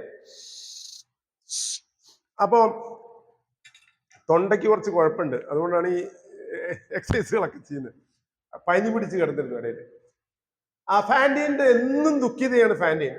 അപ്പൊ എന്താ ഫാൻഡിയന്റെ ദുഃഖം വെച്ചാല്, ഫാൻഡിയന് ഭാരിച്ച കടമുണ്ട്. ഈ കടം നാട്ടിലെ പലിശയ്ക്ക് കൊടുക്കുകയും മറ്റും ചെയ്തിരുന്ന ഒരാളിൽ നിന്നാണ് മേടിച്ചിരിക്കുന്നത്. അയാളെന്ന് പറഞ്ഞാൽ പൈസയ്ക്ക് വേണ്ടി ഒരാളെ കൊല്ലാൻ തയ്യാറുള്ള ഭാര്യയും ഭർത്താവും. അപ്പൊ അവരിത് കൊടുത്തു. അപ്പൊ ഈ ഇവളിപ്പോ ഫാൻഡിയൻ പറയുന്നുണ്ട്, ഞാൻ എന്റെ ജോലിയിൽ നിന്ന് കുറേശ്ശെ ഇത് വീട്ടിക്കോളാം. അപ്പോ ആ പൈസ കൊടുത്തവര് പറയുന്നത്, അത് കുഴപ്പമില്ല, നീ വീട്ടിക്കോ, പക്ഷെ എന്റെ ഗ്യാരണ്ടിക്ക് ഒരു കാര്യം ചെയ്യും, നിന്റെ കൊച്ച് ഞങ്ങളുടെ കയ്യിൽ നിൽക്കട്ടെ, അല്ലെങ്കിൽ നീ ഓടിപ്പോയാലോ, ഇനി വേറെ ഏതെങ്കിലും ആണുങ്ങളുടെ കൂടെ ഓടിപ്പോവേ, വേറെ ഒരാളെ കല്യാണം കഴിച്ച് ഓടിപ്പോവുകയോ ചെയ്ത് ഞങ്ങളുടെ കാശ് പോയില്ലേ. ഈ കൊച്ച് വളരെ കൈക്കൊച്ചാണ്, ഒരു 3 വയസ്സൊക്കെ ഉള്ള കൊച്ചാണ്. അങ്ങനെ ഫാൻഡിയന്റെ ദുഃഖത്തിന്റെ കാരണം ഇതാണ്, കൊല്ലാൻ പോലും മടിക്കാത്ത ഒരാളുകളുടെ കയ്യിൽ ഞാൻ എടുത്ത കാശിന് വേണ്ടിയിട്ട് എന്റെ കൊച്ചിനെ കൊടുത്തിരിക്കുകയാണ്, അതാണ് എന്റെ ദുഃഖം. അപ്പോ നമ്മുടെ മദലിയന് ജിൻബാൽജിന് അത് മനസ്സിലാവുന്നുണ്ട്. ഇങ്ങനെ ഇരിക്കെ ഈ ഫാൻഡിയൻ ആരോഗ്യം ക്ഷയിച്ച് മരിക്കുകയാണ് ഉണ്ടാവുന്നത്. ഈ മരിക്കുന്ന സമയത്ത് ഈ എക്കാലത്തും ഫാൻഡിയൻ മനസ്സുകൊണ്ട് ആഗ്രഹിച്ച തൻ്റെ വാങ്ങിയ കടത്തിനു വേണ്ടി പണയമായിട്ട് നിൽക്കുന്ന ആ കൊച്ചു കുഞ്ഞിനെ, കൊസേത്തിനെ സ്വന്തം മകളായിട്ട് ദത്തെടുക്കാൻ തീരുമാനിക്കുകയാണ് ഈ ഫാദർ മദലിയൻ. അപ്പൊ നമ്മൾ മനസ്സിലാക്കേണ്ടത്, ആ ഘട്ടമെത്തുമ്പോഴേക്കും മദലിയൻ ഹിസ് എ ബിഗ് മാൻ. അദ്ദേഹം വലിയൊരു ബിസിനസ്സുകാരനാണ്, അദ്ദേഹം ഒരു മേയറാണ്, അത്യാവശ്യം സ്വത്തുള്ള ആളാണ്. അദ്ദേഹത്തിന് വേണമെങ്കിൽ ഒരു വിവാഹം കഴിക്കാനും അതിൽ നിന്ന് സ്വന്തം സന്താനങ്ങളെ സൃഷ്ടിക്കാനും ഒക്കെ ആലോചിക്കാവുന്ന ആളാണ്. പക്ഷെ അയാൾ അതല്ല തീരുമാനിക്കുന്നത്. ഈ സ്വന്തം കുഞ്ഞിനെ തന്റെ കയ്യിൽ കിട്ടിയില്ല എന്ന ദുഃഖം കൊണ്ട് എരിഞ്ഞു തീർന്ന് മരിച്ച ആ ഫാൻഡിയൻ എന്ന അമ്മയുടെ ആത്മാവിന് നിത്യശാന്തി കിട്ടുന്നതിന് വേണ്ടി, അതുപോലെ തന്നെ ഒരു കൊച്ചു കുഞ്ഞിനെ അവളുടെ ദുരിതങ്ങളിൽ നിന്ന് മോചിപ്പിക്കുക എന്നുള്ളതാണ് തന്റെ ദൗത്യം എന്ന് ഇദ്ദേഹം തീരുമാനിക്കുകയും ആ കുഞ്ഞിനെ, കൊസേത്തിനെ സ്വന്തം മകളായിട്ട് ദത്തെടുത്ത് വളർത്തുന്ന ഒരു മദലിയനെയാണ് പിന്നീട് നമ്മുടെ എഴുത്തുകാരൻ വിൻസെന്റ് വിക്ടർ ഹ്യൂഗോ നമുക്ക് കാണിച്ചു തരുന്നത്. അങ്ങനെ പിന്നീട് ഈ മദലിയന്റെ, ജിൻബാൽജിന്റെ ജീവിതം അവസാന ഘട്ടത്തിലേക്ക് ഇങ്ങനെ കടക്കുകയാണ്. അപ്പോ ഈ ജീൻബാൽജിനെ ജീവിതത്തെ നിരീക്ഷിക്കുന്ന ആ പോലീസ് ഉദ്യോഗസ്ഥൻ പതുക്കെ പതുക്കെ പതുക്കെ പതുക്കെ അസ്വസ്ഥനാവുകയാണ്. വാസ്തവത്തില് അദ്ദേഹത്തിന് അവസാനമൊക്കെ എത്തുമ്പോ ഈ മദലിയൻ എന്ന് പറയുന്നയാള് മദലിയന്റെ 2-3 കൂടെ ജയിലിൽ കിടന്ന ആളുകളെയൊക്കെ പോയി കണ്ട് ഈ ജീൻബാൽജിന്റെ ദേഹത്തുള്ള ചില അടയാളങ്ങളും ചില വെടിമരുന്ന് തെറിച്ച കലകളും എല്ലാം കണ്ടുപിടിച്ച് ആ ജീൻബാൽജിനും ആ കുറ്റവാളിയും ഈ മദലിയനാണെന്ന് ഉറപ്പിക്കാനുള്ള തെളിവുകൾ മുഴുവൻ ഈ പോലീസ് ഉദ്യോഗസ്ഥൻ ശേഖരിക്കുകയും ആ തെളിവുകളുടെ അടിസ്ഥാനത്തിൽ കോടതിയിൽ കൊണ്ടുപോയാൽ ഈ മദലിയനെ, അതായത് യഥാർത്ഥ ജീൻബാൽജിനെ ജയിലിൽ അടയ്ക്കാൻ കഴിയും എന്ന സാഹചര്യം നിലനിൽക്കുമ്പോൾ ഈ പോലീസ് ഉദ്യോഗസ്ഥൻ സ്വയം ചില ചോദ്യങ്ങൾ ചോദിക്കാൻ തുടങ്ങി. ഈ നോവലിലെ പല പ്രമേയങ്ങളൊന്നും അതാ. നമ്മളെപ്പോഴും പറയും മഹാത്മാഗാന്ധിയൊക്കെ വ്യാപകമായിട്ട് ആ വാക്ക് ഉപയോഗിച്ചിട്ടുള്ളതാണ്. നീതി എന്ന് നമ്മൾ ചില കാര്യങ്ങളെ കുറിച്ച് പറയാറുണ്ട്, ജസ്റ്റിസ്. നിയമം എന്ന് നമ്മൾ വേറെ ചില കാര്യങ്ങളെ പറയല്ലോ. ഗാന്ധിജി തന്നെ പറഞ്ഞിട്ടുള്ള, സ്വാതന്ത്ര്യ സമരം നടക്കുമ്പോൾ പറഞ്ഞിട്ടുള്ള വളരെ പ്രധാനപ്പെട്ട ഒരു വസ്തുത എന്താ വെച്ചാല് നമ്മൾ നിയമത്തെ ലംഘിക്കണം എന്ന് പറഞ്ഞു. അപ്പോ അദ്ദേഹത്തിന്റെ അനുയായികളിൽ ഒരുപാട് പേർക്ക്, പ്രത്യേകിച്ച് നമ്മുടെ സരോജിനി നായിഡുവിനെ പോലെയുള്ള, ഗോപാലകൃഷ്ണനെ പോലെയുള്ള പരമസാത്വികർക്ക് സംശയം തോന്നുകയും മഹാത്മാഗാന്ധിയോട് ചോദിച്ചു, നിയമം ലംഘിക്കാമോ? അപ്പോ ഗാന്ധിജി പറഞ്ഞ ഉത്തരം വളരെ വലിയ ഉത്തരം, ജനാധിപത്യത്തിൽ വളരെ വലിയ ഉത്തരമാണിത്. നിയമം അനുസരിക്കണം, അത് നീതിയോട് ചേർന്ന് നിൽക്കുമെങ്കിൽ, നിയമം നീതിയോട് ചേർന്ന് നിൽക്കുന്നെങ്കിൽ നിയമത്തെ ലംഘിക്കാം. ജനാധിപത്യത്തിൽ എപ്പോഴും ഈ വൈരുദ്ധ്യം നിലനിൽക്കുക തന്നെ ചെയ്യും. ഇപ്പൊ നമ്മള് ഒരു ഇരുട്ടത്തും കൂടെ കടന്നു പോകും, ഒരു ഒരു പിഞ്ചു ഒരു പെൺകുട്ടിയെ 1-2 നരാധമന്മാര് നശിപ്പിച്ചുകൊണ്ടിരിക്കുന്ന ഒരു സാഹചര്യമുള്ളത്. നിയമം അനുശാസിക്കുന്നത് ഉടൻ അടുത്ത പോലീസ് സ്റ്റേഷനിൽ നിങ്ങൾ അറിയിപ്പ് കൊടുക്കാനാണ് പറയുന്നത്. അങ്ങനെയാണ് ചെയ്യേണ്ടത്. പക്ഷെ ഒരു അച്ഛൻ എന്ന നിലയ്ക്ക് എനിക്ക് ചിലപ്പോൾ അത് കണ്ടു നിൽക്കാൻ കഴിയാതെ ഞാൻ അവരെ തല്ലിക്കൊല്ലുമ്പോൾ നീതിയിൽ ഇതാണ് ശരി, പക്ഷെ നിയമത്തിൽ ഇത് ശരിയല്ല. അങ്ങനെ ഒട്ടനവധി സാഹചര്യങ്ങളുണ്ട് നിയമവും നീതിയും ചേർന്ന് നിൽക്കാതെ വരും. അങ്ങനെ ഈ പോലീസ് ഉദ്യോഗസ്ഥൻ എപ്പോഴും മനസ്സിലാക്കിയിരിക്കുന്നത് നിയമവും നീതിയും ഒന്നാണെന്നാണ് മനസ്സിലാക്കിയിരിക്കുന്നത്. പക്ഷെ അദ്ദേഹം മനസ്സിലാക്കുന്നത് നീതിയുടെ ഭാഗത്ത് ജീൻബാൽജിൻ കറക്റ്റാണ്, നിയമത്തിന്റെ ഭാഗത്ത് സാഹചര്യവശാൽ തെറ്റുപറ്റിയിട്ടുണ്ട്. അങ്ങനെ ഒരാളെ അറസ്റ്റ് ചെയ്തുകൊണ്ട് ജയിലിലിട്ടാൽ അതുകൊണ്ട് സമൂഹത്തിന് എന്ത് നേട്ടമുണ്ട്, കോട്ടമുണ്ടോ എന്ന് ചോദിച്ചിട്ടുണ്ട്. അദ്ദേഹം ഇപ്പൊ ഒരു കുട്ടീനെ ദത്തെടുത്ത് വളർത്തുന്നുണ്ട്. ആ കുട്ടിക്ക് സൂര്യന്റെ താഴെ ഈ ആള് മാത്രമേ ഉള്ളൂ. മാത്രല്ല ഈ മദലിയൻ എന്നുള്ള ആള് ഒരുപാട് പേരെ സംരക്ഷിക്കുന്ന ആളാണ്. ഇദ്ദേഹം നിലവിലൊരു കുറ്റവാളിയൊന്നുമല്ല, പണ്ടെന്തോ ചെയ്തു പോയിട്ടുണ്ട്, വേണമെങ്കിൽ ക്ഷമിക്കാവുന്നതേ ഉള്ളൂ. പക്ഷെ പോലീസ് ഉദ്യോഗസ്ഥനായ ഞാൻ ക്ഷമിക്കില്ല. അങ്ങനെ ഈ സംഘർഷം ഈ പോലീസ് ഉദ്യോഗസ്ഥനെ വലിയ ആത്മസംഘർഷത്തിലേക്ക് നയിക്കുകയും അവസാനം അദ്ദേഹം ആത്മഹത്യ ചെയ്യുകയാണ് ഈ നോവലിൽ സംഭവിക്കുന്നത്. കാരണം ജീൻബാൽജിൻ നീതിമാനായ മനുഷ്യനാണെന്നും അദ്ദേഹം ഈ ലോകത്ത് നിലനിൽക്കേണ്ട ആളാണെന്നും ജയിലിൽ കിടക്കേണ്ട ആളല്ല എന്നും ഇയാൾക്കറിയാം. പക്ഷെ അയാളുടെ നീതി നടപ്പാകണമെങ്കിൽ ഇയാൾ ജയിലിൽ കിടക്കണം. ഞാൻ ജീവിച്ചിരുന്നാൽ ഇയാളെ ജയിലിൽ കിടത്തേണ്ടി വരും, അതിനേക്കാൾ നല്ലത് ഞാൻ ജീവിക്കാതിരിക്കുകയാണ് എന്ന് തീരുമാനിക്കുകയായിരുന്നു ആ പോലീസ് ഉദ്യോഗസ്ഥൻ. അങ്ങനെ കഥ നീങ്ങുകയാണ്, അവസാന ഘട്ടത്തിലേക്ക് കഥ നീങ്ങുകയാണ്. കഥ നീങ്ങുമ്പോൾ ഇദ്ദേഹത്തിന്റെ കൊസേത്ത് എന്ന പുത്രി അപ്പൊ വലുതായി. കൊസേത്ത് എന്ന പുത്രി അവിടുത്തെ ഒരു വിപ്ലവകാരിയായി ചെറുപ്പക്കാരനായിട്ട് മാരിയൂസുമായി പ്രണയത്തിലായി. ആ പ്രണയം സ്വന്തം മകളെക്കാൾ കൂടുതൽ സ്നേഹത്തിലാണ് ജീൻബാൽജിന്റെ പെങ്കുച്ചിനെ വളർത്തുന്നത്. ആ പെങ്കുച്ച് തന്റെ അച്ഛനോട് തന്റെ പ്രണയം, മാരിയൂസുമായിട്ടുള്ള പ്രണയം വെളിപ്പെടുത്തുന്നു. അപ്പോൾ മാരിയൂസിന് കൊസേത്തെ വിവാഹം കഴിച്ചു കൊടുക്കാനും അവരെ രണ്ടുപേരെയും തന്റെ അനന്തരാവകാശികളായി നിശ്ചയിക്കാനുമാണ് ജീൻബാൽജിൻ നിശ്ചയിക്കുന്നത്. അവസാനം വളരെ ശാന്തനായി, ഈ നോവൽ തുടങ്ങുമ്പോൾ വളരെ പരിക്ഷീണിതനായി തുടങ്ങിയ അലച്ചിലുകാരനായ, ജീവിതത്തിന്റെ എല്ലാ ദുരിതങ്ങളും കണ്ട തടവുകാരനായ, മോഷ്ടാവായ ജീൻബാൽജിൻ അവസാനം വലിയ മനുഷ്യത്വത്തിന്റെ ഉടമയുള്ള ദയാലുവായ, ദയാപരനായ, കാരുണ്യവാനായ ഒരു മനുഷ്യനായി, നല്ല അച്ഛനായി മാറുന്ന ഒരു കാഴ്ചയാണ് ഈ നോവലിന്റെ പരിസമാപ്തിയിലേക്ക് അടക്കുമ്പോൾ അത് കാണുന്നത്. അവസാനം ഈ ഇദ്ദേഹം മരണത്തോട് അടുക്കുമ്പോ ഈ മാരിയൂസ് ചോദിക്കുന്നുണ്ട്, അങ്ങേക്ക് ബൈബിള് എടുത്തുകൊണ്ടുവരണോ അതോ ബിഷപ്പിനെ കൊണ്ടുവരണോ? ഒന്നും ആവശ്യമില്ല. ഞാൻ എൻ്റെ ബിഷപ്പിനെ ഞാൻ മനസ്സിൽ കണ്ടു കഴിഞ്ഞു എന്ന് പറയുന്നുണ്ട്. ആ നന്മ ആർജിച്ച ആ രൂപത്തെ ഞാൻ കണ്ടു കഴിഞ്ഞു. അപ്പൊ അതിലൂടെ ഞാൻ ക്രിസ്തുവിനെ കണ്ടു കഴിഞ്ഞു. എല്ലാ നന്മകളെയും ഞാൻ കണ്ടു കഴിഞ്ഞു. എനിക്കിനി ഒന്നും കാണേണ്ടതില്ല. ഞാൻ ശാന്തനാണ്. നിങ്ങൾ നന്നായി ജീവിക്കുക എന്ന് പറഞ്ഞ് അവരെ അനുഗ്രഹിച്ച് മരിച്ചു പോകുന്ന ഒരു മദനിയുടെ ചിത്രം വരച്ചു വെച്ചുകൊണ്ടാണ് ഈ ലോക മനസാക്ഷിയോട് ധാരാളം ചോദ്യങ്ങൾ വിക്ടർ ഹ്യൂഗോ ഉന്നയിക്കുന്നത്. ഒന്നും അറിയാത്ത മനുഷ്യർ ഈ ലോകത്തിലെ സ്വത്ത് വിഭജിക്കപ്പെട്ടാൽ എല്ലാവർക്കും ഭക്ഷണം കഴിക്കാൻ പറ്റും. പക്ഷേ ഈ ലോകത്തെ ജനിക്കുന്ന കുഞ്ഞുങ്ങളിൽ 66% ഇന്നത്തെ കണക്കനുസരിച്ച് കുഞ്ഞുങ്ങളും 3 നേരം ഭക്ഷണം കഴിക്കാൻ യോഗ്യരല്ലാതാണ് ജനിക്കുന്നത്. ഇതാർ ചെയ്ത കുറ്റമാണ്? ഈ ചോദ്യം അന്ന് ചോദിക്കുന്നത്. ആര് ചെയ്ത കുറ്റം? ഭരിക്കുന്നവൻ ഏറ്റവും ആദ്യം മനസ്സിലാക്കേണ്ടത് തനിക്ക് രാജദത്തമായ അധികാരമില്ലെന്നും പ്രജകളെ പോലെ ഒരാളാണ് ഞാനെന്നും അവരെ സെർവ് ചെയ്യേണ്ട ആളാണ് ഞാനെന്നും ഞാൻ നീതിമാനായിരിക്കുകയാണെങ്കിൽ എന്റെ പ്രജകളൊന്നും പട്ടിണി കിടക്കില്ല എന്നൊരു ബോധ്യം രാജാവിന് ഉണ്ടാകണം എന്ന് ചിന്തിച്ച ഒരാളാണ് വിക്ടർ ഹ്യൂഗോ. അദ്ദേഹം ആ നോവലിൽ പറയുന്നുണ്ട്. അദ്ദേഹം തന്നെ അതുപോലെ പറഞ്ഞ വലിയൊരു കാര്യം എന്നുള്ളത് മതം എന്നത് ആചാരങ്ങളുടെ കൂട്ടണിയല്ല, ആചാരങ്ങളല്ല മതം. അതിൽ നിന്ന് സ്വാംശീകരിച്ചെടുക്കേണ്ട നന്മയാണ് മതം. ആ നന്മ മാത്രമാണ് മതം.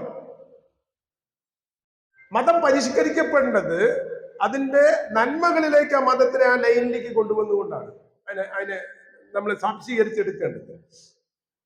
ഈ ചോദ്യങ്ങളും ഈ ഉത്തരങ്ങളും ഒക്കെ പാവങ്ങളിലൂടെ ഈ ലോക മനസാക്ഷിക്ക് വരച്ചു കാണിക്കാൻ വേണ്ടി സമൂഹത്തിന്റെ മുമ്പിൽ വരച്ചു വെക്കാൻ വേണ്ടി വിക്ടർ ഹ്യൂഗോന് കഴിഞ്ഞു എന്നുള്ളതാണ് ആ നോവലിന്റെ വിജയം. ആ നോവൽ ചരിത്രമാണ്. ഇന്ന് ലോകഭാഷയിൽ പാവങ്ങൾ ലെസ് മിസറബിൾ ട്രാൻസ്ലേറ്റ് ചെയ്യപ്പെടാത്ത ഒരു ഭാഷയുമില്ല. അത്രയും സാമർഥ്യമുള്ള മറ്റൊരു ഗ്രന്ഥം എന്ന് പറയുന്നത് ബൈബിള് മാത്രമാണ്. എല്ലാ ഭാഷകളിലേക്കും വിവർത്തനം ചെയ്യപ്പെട്ടത്. നോവൽ സാഹിത്യത്തിൽ പാവങ്ങളെ പോലെ വിവർത്തനം ചെയ്യപ്പെട്ട ഒരു കൃതിയില്ല. അത്രമേൽ വായിക്കപ്പെട്ട ഒരു കൃതിയില്ല. പിന്നീട് വന്ന ഒരുപാട് ചിന്താധാരകളെ ഫ്രഞ്ച് വിപ്ലവത്തെ പോലെ തന്നെ സംശീകരിച്ച, പിന്നീട് വന്ന കമ്മ്യൂണിസം, പിന്നീട് വന്ന സോഷ്യലിസം, പിന്നീട് വന്ന ലെനിനിസം, പിന്നീട് വന്ന മാവോയിസം, പിന്നീട് വന്ന ഡെമോക്രസി, ഈ ചിന്തകളെല്ലാം സ്വാധീനിച്ച ഒരു ആശയമായിരുന്നു ഫ്രഞ്ച് വിപ്ലവം. അതുപോലെ തന്നെ അവരെ സ്വാധീനിച്ച ഒരു കൃതിയായിരുന്നു പാവങ്ങൾ എന്ന് പറയാൻ യാതൊരു സംശയവും വേണ്ടതില്ല. അത് മതങ്ങളെയും രാഷ്ട്രീയത്തെയും ഭരണക്രമങ്ങളെയും എല്ലാം സ്വാധീനിക്കാൻ കഴിഞ്ഞിട്ടുള്ള ഒരു കൃതിയായിരുന്നു ഈ പാവങ്ങൾ എന്ന് പറയാൻ യാതൊരു സന്ദേഹവും ആവശ്യമില്ല. അപ്പോ ഞാൻ ദീർഘിപ്പിക്കുന്നില്ല. ഈ കേരളത്തില് ഇത്രയും ഈ ജില്ലയില് മാറി കോതമംഗലം പോലെ ഒരു സ്ഥലത്തുള്ള ഒരു സാംസ്കാരിക കൂട്ടായ്മ അന്തർദേശീയ ക്ലാസിക്കായ പാവങ്ങളെ കുറിച്ച് വിചാരിക്കുകയും ചർച്ച ചെയ്യുകയും ചെയ്യുക എന്നൊക്കെ പറയുന്നത് നമ്മൾ വിചാരിക്കുന്നേക്കാൾ വളരെ ഉയർന്ന മൂല്യമുള്ള ഒരു അനുഭവവും ഒരു ഉദ്യമവുമാണ് അത് എന്ന് പറയാൻ എനിക്ക് യാതൊരു സംശയവുമില്ല.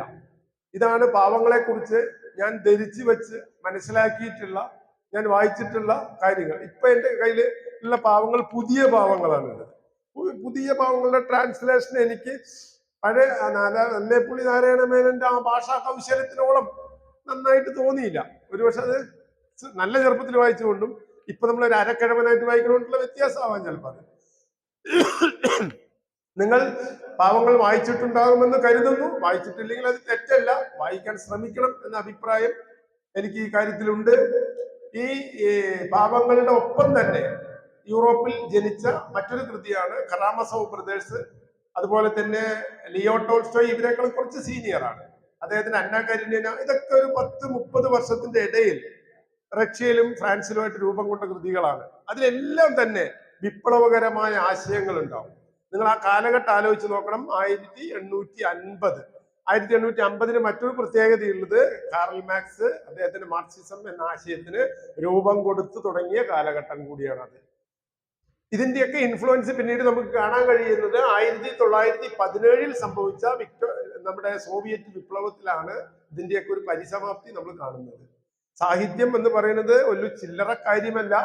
അതിന് ഒരു ലോക ജനതയെ തന്നെ ഇളക്കി മറിക്കാനും പുനഃപ്രതിഷ്ഠിക്കാനും കഴിയും എന്ന് എഴുത്തുകാരായി നമ്മൾ മനസ്സിലാക്കേണ്ടതുണ്ട്. എന്തുകൊണ്ട് നല്ലൊരു വായനക്കാരനാവണം? ഞാൻ ഇങ്ങനെ പറഞ്ഞാൽ നിങ്ങളാരും അതിന് ശോഭിക്കരുത്. എനിക്ക് എഴുത്തുകാരുടെ കൂട്ടായ്മകളായിട്ട് നല്ല ബന്ധമുള്ള ഒരാളാണ്. എഴുത്തുകാർ നല്ല വായനക്കാരനല്ല എന്നതാണ് എൻ്റെ അനുഭവം. നിങ്ങൾ എന്നെ കല്ലെറിഞ്ഞാലും എനിക്ക് പ്രത്യേകിച്ച് വിരോധമൊന്നുമില്ല. ഞാൻ വലിയ എഴുത്തുകാരനല്ല, ഭീകരനായ വായനക്കാരനാണ്. ഭീകരനായ വായനക്കാരനാണ്. എല്ലാ ദിവസവും 1 മണിക്കൂർ ഈ 52ാമത്തെ വയസ്സിൽ വായിക്കുന്ന ആളാണ്. ഇത് എനിക്കങ്ങനെ പറഞ്ഞിട്ട് ഒന്നും നേടാനില്ല. അത് എൻ്റെ എൻ്റെ ഹാബിറ്റാണ്, എൻ്റെ ശീലമാണ്. വായിക്കുക, അത് സുഖം കണ്ടെത്തുന്ന ഒരാളാണ്. അത് ഓരോ സമയത്ത് എൻ്റെ സബ്ജക്റ്റുകൾ മാറിക്കൊണ്ടേയിരിക്കും. ഇപ്പൊ ഇന്ന് പുലർച്ചെ ഞാൻ വായിച്ചത് മാക്സിം ഗോർക്കിയുടെ അമ്മയുടെ ഒരു മലയാള തർജ്ജമ. അതിന്റെ ഇംഗ്ലീഷാണ് വായിച്ചിട്ടുള്ളത്, മദറാ വായിച്ചിട്ടുള്ളത്. ഇപ്പൊ അതിന്റെ മറ്റേ നമ്മുടെ മാതൃഭൂമി അതിന്റെ ഒരു മലയാള തർജ്ജമ ഇറക്കിയിട്ട് ഒരു 3 ദിവസം മുമ്പ് വായിക്കും. 2 ദിവസം അത് വായിക്കാൻ പറ്റിയില്ല. ഇന്നലെ പുലർച്ചെ നേരത്തെ ഉറക്കം പോയി. ഒരു 5:15 ഉണർന്ന് പിന്നെ 6:30 വരെയോളം ഞാൻ അത് വായിച്ചിരിക്കുകയാണ്. ഞാൻ പഠിച്ചുകൊണ്ടിരിക്കുകയാണ്. ഞാൻ പറഞ്ഞത് എന്റെ അനുഭവമാണ് ഞാൻ പറഞ്ഞത്. എഴുത്തുകാർ നല്ല വായനക്കാരല്ല. അല്ല, എഴുത്തുകാരനാവാൻ, പ്രത്യേകിച്ച് കവിയാവാൻ ഭാവന ഉണ്ടായാൽ മതി. ഭാഷയിലെ പാണ്ഡിത്യം ഉണ്ടായാൽ മതി. പക്ഷെ എനിക്ക് തോന്നുന്നു നിങ്ങൾക്ക് കുറച്ചും കൂടി നല്ല എഴുത്തുകാരനാവാൻ വായനയുടെ പിൻബലം ഗുണം ചെയ്യുന്നുള്ള അഭിപ്രായം നമുക്കുള്ളത്. ഏറ്റവും നല്ലത് നമ്മുടെ ഒരു കൃതി വെച്ചിട്ട് ഇതാണ് വിശ്വലോക കൃതി എന്നുള്ള ഒരു അഹങ്കാരമെങ്കിലും നമുക്ക് ഒഴിവായി കിട്ടും. ഞാൻ 2, 3, 4 പുസ്തകം എഴുതിയിട്ടുണ്ട്. എന്റെ പുസ്തകം നോക്കിയിട്ട് ഞാനൊരു മഹാസംഭവമാണെന്ന് എനിക്ക് തോന്നിയിട്ടില്ല. അത് അങ്ങനെ തോന്നിയിട്ടൊന്നും എനിക്കില്ല. അതിന്റെ കാരണം ഞാൻ അതിനേക്കാളും നല്ല കൃതികൾ ധാരാളം വായിച്ചിട്ടുള്ളതാണ്. അതിനേക്കാളും ധാരാളം നല്ല കൃതികൾ വായിച്ചത് എനിക്കത് വലിയ കാര്യമായിട്ടൊന്നും തോന്നിയില്ല. ഞാൻ എഴുതി, എനിക്ക് ഇഷ്ടമാണ്, ബിക്കോസ് എൻ്റെ കൃതിയാണല്ലോ അത്. അത്ര വലിയ കാര്യമൊന്നുമല്ല എന്നും എനിക്കറിയാം. ഞാൻ പറഞ്ഞത് വായിക്കണം എന്നുള്ളൊരു അഭിപ്രായക്കാരനാണ് ഞാൻ. അതിന്റെ കാര്യം, വായനക്കാരൻ എപ്പോഴും മറ്റുള്ള ആളുകളിൽ നിന്ന് വ്യത്യസ്തമായ മൂല്യങ്ങൾ സൂക്ഷിക്കുക. അതിന്റെ കാരണം, ഒരു അധ്യാപകന്റെ ജീവിതത്തിന്റെ അനുഭവം മാത്രമേ ഉള്ളൂ. അത്രേ ഉള്ളൂ. ഒരു പോലീസുകാരന്റെ ജീവിതാനുഭവമേ ഉള്ളൂ. ഒരു കച്ചവടക്കാരന്റെ ജീവിതാനുഭവമേ ഉള്ളൂ. പക്ഷെ നിങ്ങൾ 10 നോവൽ വായിക്കുമ്പോൾ നിങ്ങൾക്ക് 10 ജീവിതാനുഭവങ്ങളിൽ കൂടിയാണ് നിങ്ങൾ കടന്നു പോണേ. 10 നോവൽ വായിക്കുമ്പോൾ, 10 കവിത വായിക്കുമ്പോൾ നിങ്ങൾ 10 ഭാവനാ പ്രപഞ്ചത്തിൽ കൂടിയാണ് കടന്നു പോകുന്നത്. അവിടെ നിങ്ങളുടെ സ്പേസ് ഭയങ്കര, അപ്പൊ നിങ്ങൾ ലോകത്തെ കാണുന്ന ആ വിഷനൊക്കെ അങ്ങോട്ട് മാറിപ്പോകും. നമ്മുടെ ഒറ്റ വാക്കിൽ ആ വാക്ക് നമ്മൾ ഉപയോഗിക്കുന്നില്ല. ഇപ്പൊ നമ്മൾ ഉപയോഗിക്കുന്നത് സെക്സ് വർക്കേഴ്സ് എന്നാണ്. പണ്ട് വേശ്യ സ്ത്രീ എന്നാണ് നമ്മളെ പറയാ. ഈ സ്ത്രീയെ അപമാനിക്കുന്നതിന്റെ ഏറ്റവും വലിയ വർത്താനം ഈ വേശ്യ സ്ത്രീ. എന്താ കാര്യം വെച്ചാല്, ഈ വേശ്യാവൃത്തി ചെയ്യാൻ സ്ത്രീക്ക് മാത്രമല്ല പുരുഷനും പറ്റും. എന്താ പറ്റും. അങ്ങനെ ചെയ്യുന്ന പുരുഷന്മാരെ എനിക്കറിയാം. നപുംസകത്തിനും പറ്റും, എല്ലാവർക്കും പറ്റും. അപ്പൊ എന്താ ഒരു സ്ത്രീക്ക് മാത്രം ചെയ്യാവുന്ന ഒന്നാണ് വേശ്യ? അല്ലല്ല, ചുമ്മാ പറയുന്ന. അപ്പൊ അത് അങ്ങനെ ചില മനുഷ്യന്മാരുടെ ചില സൂത്രപ്പടികളുണ്ട് അതിനകത്ത്. അത് മനുഷ്യന്റെ ഭാഷയുടെ മുകളിലുള്ള ഒരു കൗശലാണ്. ഇപ്പൊ ഞാൻ പെട്ടെന്ന് ഒരു ചിത്രം വരക്കാരനെ കർത്താമാഷോട് ഒരു മനുഷ്യന്റെ ചിത്രം വരയ്ക്ക് എന്ന് പറഞ്ഞ മൂപ്പര് വരയ്ക്കുന്ന ചിത്രത്തിൽ ഉറപ്പായിട്ട് മീശ ഉണ്ടാവുമല്ലയോ? മനുഷ്യന്റെ പടം വരയ്ക്കാൻ പറഞ്ഞ ഒരിക്കലും നിങ്ങൾ സ്ത്രീയുടെ പടം വരയ്ക്കില്ല. പക്ഷെ നമ്മൾ മനസ്സിലാക്കേണ്ടത് സ്ത്രീ മനുഷ്യനാണെന്നാണ്. അല്ലെങ്കിൽ ഞാൻ വേറിട്ട് പറയണമായിരുന്നു നിങ്ങളോട്, നിങ്ങളൊരു പുരുഷന്റെ പടം വരയ്ക്കാൻ പറയണമായിരുന്നു. ഞാൻ പറഞ്ഞിട്ടില്ല. ഞാൻ നിങ്ങളോട് പറഞ്ഞ മനുഷ്യന്റെ പടം വരയ്ക്കാനാണ് പറഞ്ഞത്. പക്ഷെ നിങ്ങൾ വരയ്ക്കുക, നിങ്ങൾ അതാ വരയ്ക്കുക. പക്ഷെ നമ്മൾ മോശമായ വാക്കുകൾ മുഴുവൻ സ്ത്രീക്കാ കൊടുക്കുക. അഹങ്കാരിയേ ഉള്ളൂ, അഹങ്കാരനില്ല. ധിക്കാരിയേ ഉള്ളൂ, ധിക്കാരനില്ല. മോശമായ കാര്യമൊക്കെ നമ്മൾ ചിലരെ ബോധപൂർവം അടിച്ചു താത്തും. നമ്മൾ കറുത്തതിനെ മോശമാക്കി ചിത്രീകരിക്കുന്നവരാ മലയാളികൾ. കരിദീനമാണ് നമുക്ക് നടക്കുന്നത്. കരിങ്കാരിയെ മോശക്കാരൻ. നമ്മൾ ചോദിച്ച ഒരു ചെക്കൻ പെണ്ണ് കാണാൻ പോയിട്ട് വരുമ്പോ ഇങ്ങനെ ചോദിച്ച, പെൺകുട്ടി എങ്ങനെടാ, കൊള്ളാമോ, നല്ല നിറല്ലടാ, പിന്നെ കുറച്ചങ്ങനെ വെളുത്തിരി അങ്ങ് ചെത്തു പോകണം. അപ്പൊ ഒരാൾ നന്നാവണമെങ്കിൽ അയാൾ കുറച്ച് വെളുത്തിരിക്കണം എന്നാ. പെൺകുട്ടി നന്നാവണമെങ്കിൽ നിങ്ങൾ ഒരു കാര്യം മനസ്സിലാക്കണം. ലോകത്തെ ഏറ്റവും അധികം സ്ത്രീ സൗന്ദര്യ ക്രീം വിൽക്കുന്ന രാജ്യമാണ് ഇന്ത്യ. അറിയോ നിങ്ങള്? നമ്മൾ ഈ കരുതുന്ന ആളുകളൊന്നുമല്ല. നമ്മൾ വെറുതെ ഈ നമ്പർ 1 കേരള, വാഴക്കത്തോലി ഇതൊക്കെ ചുമ്മാ ഭയങ്കര ബോറന്മാരാ മലയാളികള്. ഭയങ്കര ബോറന്മാരാ. നമ്മൾ മലയാളികളെ കുറിച്ച് പറയാവുന്ന 3 കാര്യമേ ഉള്ളൂ. അത് സർദാർ പണിക്കർ പണ്ടേ പറഞ്ഞിട്ടുണ്ട്. കാലത്ത് കുളിക്കും നന്നായിട്ട്, വൈകുന്നേരം മേല് കഴുകും, പിന്നെ നമ്മുടെ വീട്ടിൽ ചപ്പൊക്കെ അടിച്ചു വരി ഒരു കവറിലാക്കി അടുത്തവന്റെ പറമ്പിലിക്കരുത്. ഈ 3 നമ്മുടെ ഹാബിറ്റാണ്, മലയാളിയുടെ ഹാബിറ്റ്. ബാക്കി ഈ മലയാളിയെ പോലെ ഒരു ബോറൻ വേറെ ഉണ്ടാവില്ല. നിങ്ങൾക്ക് ഒരു ബോറൻ ഉണ്ടാവില്ല. ഞാൻ ഇന്ത്യക്ക് പുറത്ത് അങ്ങനെ സഞ്ചരിച്ചു. പക്ഷെ ഇന്ത്യയിൽ ഭയങ്കരമായിട്ട് സഞ്ചരിച്ചിട്ടുണ്ട്. ഞാൻ 18 സംസ്ഥാനങ്ങളുടെ ഉള്ളിൽ കൂടെയൊക്കെ യാത്ര ചെയ്തൊക്കെ പോയി. നിങ്ങൾ വേണമെങ്കിൽ മദ്രാസിലൊക്കെ നിങ്ങൾ പോയിക്കോളൂ. പുലർച്ചെ 4 മണിക്കോ 5 മണിക്കോ 6 മണിക്കൊക്കെ പോയാൽ സ്ത്രീകളും പുരുഷനും, സ്ത്രീക്ക് ഇവിടെ പുരുഷന്റെ തുണയുടെ ആവശ്യമൊന്നുമില്ല. നിങ്ങൾ ഒരു തമിഴ് സ്ത്രീയുടെ അടുത്ത് മോശമായി സംസാരിച്ച് നോക്ക്, അടിച്ച് ചള്ള പൊട്ടിച്ചു കളയും അല്ലെ? തമിഴ് സ്ത്രീയുടെ മോശമായി പെരുമാറും വിവരം അറിയും നിങ്ങൾ. അവർ രാത്രി നടക്കും, പകലൊക്കെ നടക്കും. നിങ്ങൾ മോശം, നിങ്ങൾ നീറ്റാണെങ്കിൽ അവർ നീറ്റാണ്. നിങ്ങൾ മോശം, നിങ്ങളെക്കാളും മോശമാകും. പക്ഷേ കേരളത്തിന്റെ തലസ്ഥാനമായിട്ട് തിരുവനന്തപുരത്ത് നിങ്ങൾ ഒരു 8 മണി കഴിഞ്ഞാൽ നിങ്ങൾ മനസ്സിലാക്കണം, പുരുഷന്റെ സാമീപ്യത്തിൽ സ്ത്രീ ഉണ്ടാവില്ല ടൗണിൽ. അഥവാ ഭർത്താവ് എങ്ങടെങ്കിലും മാറിക്കഴിഞ്ഞാൽ ആ ഭാര്യ ഭർത്താവിന്റെ ബൈക്കുമ്മേ ഇങ്ങനെ ഒരു കൈ ചാരി വെച്ചിട്ട് ഇങ്ങനെ നിൽക്കും. നോക്കുമെന്നും വേണ്ട, എനിക്കൊരു ഓണർ ഉണ്ട് എന്നാണ് അതിന്റെ അർത്ഥം. ഞാൻ പറഞ്ഞു ഇതിങ്ങനെ പറഞ്ഞു വരാൻ കാര്യം, ഈ സാഹിത്യത്തിലേക്ക് നമ്മൾ പ്രവേശിക്കുമ്പോൾ നമ്മൾ കൂടുതൽ മെച്ചപ്പെട്ട മനുഷ്യ ജീവിതത്തെ കുറിച്ച് പഠിക്കണം എന്ന് പറയാൻ വേണ്ടി മാത്രം ഞാൻ പറഞ്ഞതാണ്. മലയാളിയുടെ ജീവിതം അത്രമേൽ പുരോഗമനപരമായ ജീവിതം എന്നുള്ള അഭിപ്രായമുള്ള ആളല്ല ഞാൻ. അങ്ങനത്തെ ഒരാളല്ല. എന്റെ ഒരു 2 മിനിറ്റ് എടുക്കുള്ളൂ. എന്റെ ഭാര്യയ്ക്ക് ഞാൻ ലേറ്റ് മാരേജ്, 36 വയസ്സ് ഞാൻ കല്യാണം കഴിക്കുമ്പോൾ എന്റെ ഭാര്യയ്ക്ക് എന്നെക്കാളും 1 വയസ്സ് പുറകെ 35 വയസ്സ്. അടുപ്പിച്ചടുപ്പിച്ച് 2 പ്രസവം. 2ാമത്തെ പ്രസവം കഴിഞ്ഞോടുകൂടി അവളുടെ ഇടുപ്പിന് കുറച്ച് വേദന ഉണ്ടാവുള്ളൂ. അപ്പൊ ഞങ്ങൾ കൃഷിക്കാരാണ്. കൃഷിക്കാരുടെയൊക്കെ മുറ്റം കുറച്ച് വലിയ മുറ്റായിരിക്കും. എന്റെ വീടിന്റെ മുറ്റവും കുറച്ച് വലുതാണ്. അപ്പൊ ഈ മുറ്റം അടിക്കുക എന്നുള്ളത് വലിയൊരു ചടങ്ങാണ്. അപ്പൊ ഈ ഇടുപ്പ് വേദന തുടങ്ങിയോട് കൂടിയിട്ട് ഇപ്പൊ അവൾക്ക് മുറ്റം അടിക്കാൻ പറ്റാതെ, അപ്പൊ ഞാൻ ആ നീളമുള്ള സാധനം ഉണ്ടല്ലോ, ഇതിങ്ങനെ അടിക്കുന്ന മുറ്റം, ഇങ്ങനെ അടിക്കുന്ന സാധനം, അതുപോലെ ഞാൻ കാലത്ത് എഴുന്നേറ്റ് തലയിൽ തൊപ്പിയൊക്കെ ഇട്ടിട്ട് ഞാൻ മുറ്റടിച്ച് വരും. എന്റെ അതിൽ കൂടെ വഴി നടക്കാൻ പോണ എല്ലാരും ചോദിക്കും, ഭാര്യയ്ക്ക് സുഖല്ലേ ചോദിക്കും. എന്റെ മുറ്റം ഞാൻ അടിച്ചു പോരി, ഇങ്ങക്ക് എന്താ പ്രശ്നം? എല്ലാരും ചോദിക്കും. അതിന്റെ കാര്യം, ഇത് അടിച്ചു വാരേണ്ടത് നീയല്ല, അവളാണെന്നുള്ളതാണ്. അതാണ് ഇത്രയുള്ള പ്രശ്നം. അത് നിങ്ങൾ ചെയ്ത് നോക്കിയാലും കാണാൻ. ഇപ്പൊ കർത്താൻ ഭാഷ ചെയ്യുന്ന കൂട്ടം നിങ്ങളുടെ വഴിയത്തൊക്കെ വീട്ടിലാൾക്ക് സോറി എനിക്ക് ആ ബാക്ക്ഗ്രൗണ്ട് അറിയില്ല. അപ്പൊ ഞാൻ പറഞ്ഞത്, ഞാൻ എന്ത് ചെയ്യുന്നു, ഈ sir I M concluding the subject. ഞാൻ ഈ തമാശ പറഞ്ഞാൽ ഞാൻ കൺക്ലൂഡ് ചെയ്ത സബ്ജക്ട് ഇതേ ഉള്ളൂ.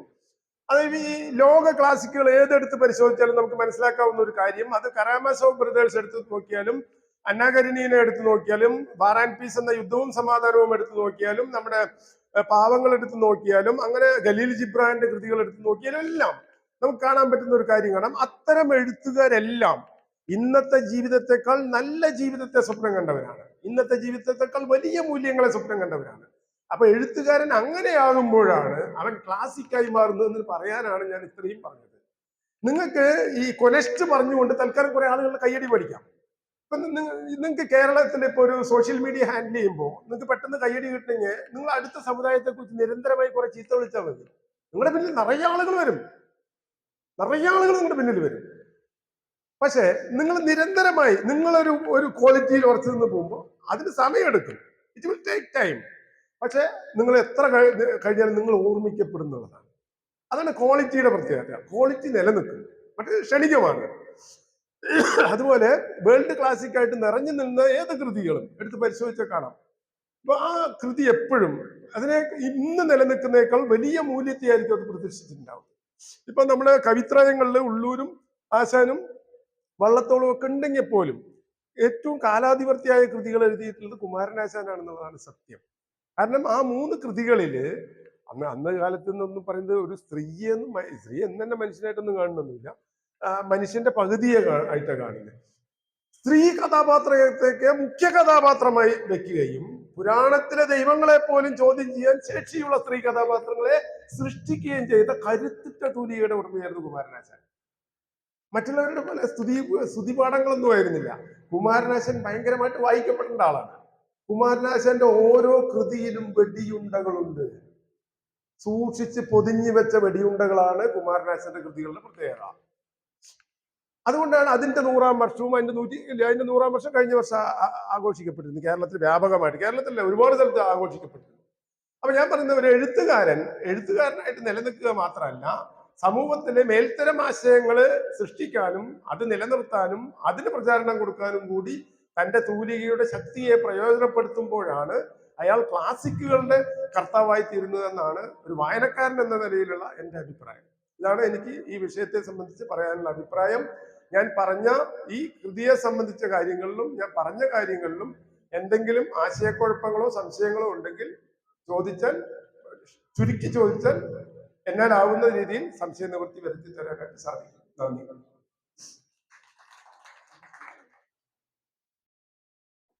നമ്മുടെ പാവകൃതിയുമായി ബന്ധപ്പെട്ട് ആർക്കെങ്കിലും സംശയമുള്ള സാമൂഹിക ചോദിക്കാവുന്നതാണ്.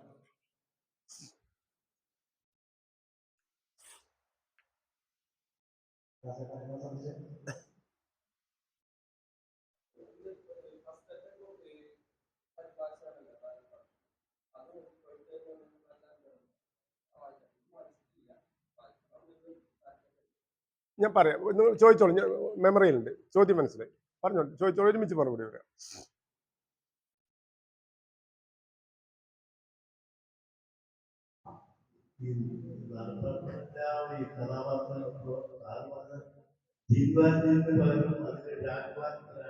അതെ അതെ.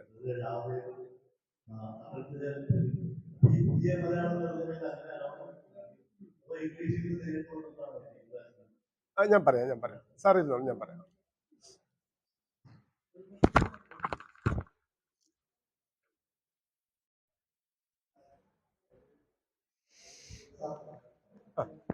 കഴിഞ്ഞ അത് ഒന്നാമത്തെ കാര്യം എന്നുള്ളത്, ഈ നാലപ്പാട്ട് നാരായണ മേനോൻ എന്ന് പറയുന്നത് നമ്മുടെ മാധവിക്കുട്ടി എന്ന് പറയുന്ന എഴുത്തുകാരിയുടെ അമ്മാമനാണ്.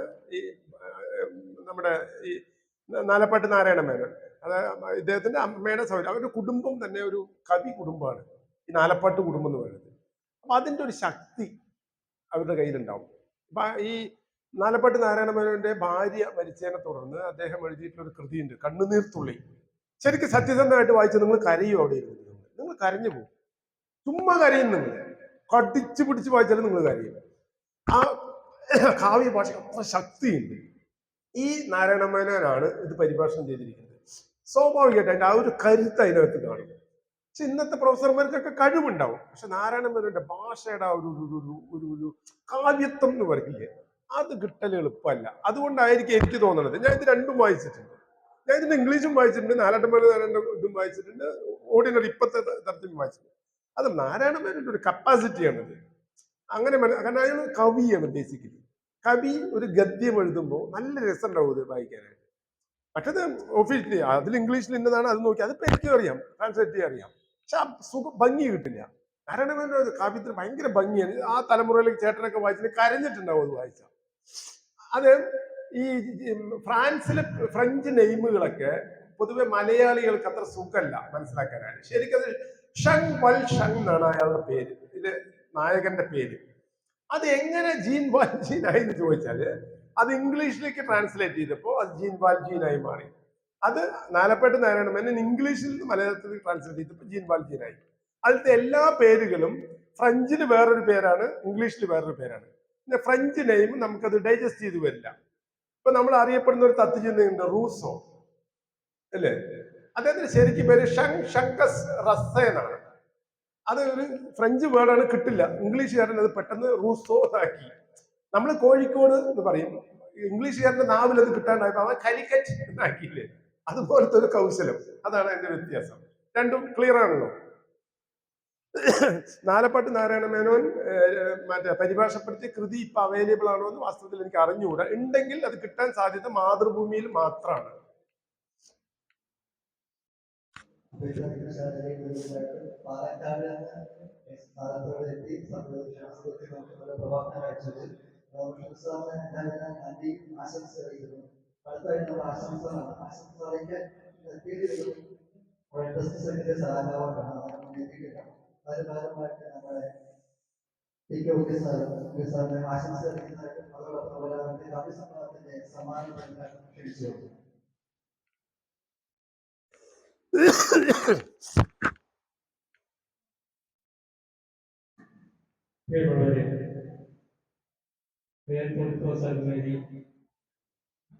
ഇന്ന് നടത്തിയ കാവ്യ സംവാദവും തുടർന്ന് പാവങ്ങളുടെ 100-ാം വർഷം ആഘോഷിക്കുന്നതിന്റെ ഭാഗമായിട്ട് പ്രഭാഷകനായി ഇവിടെ നമുക്ക് ഒരു മണിക്കൂറിലധികം സമയം അതേപ്പറ്റി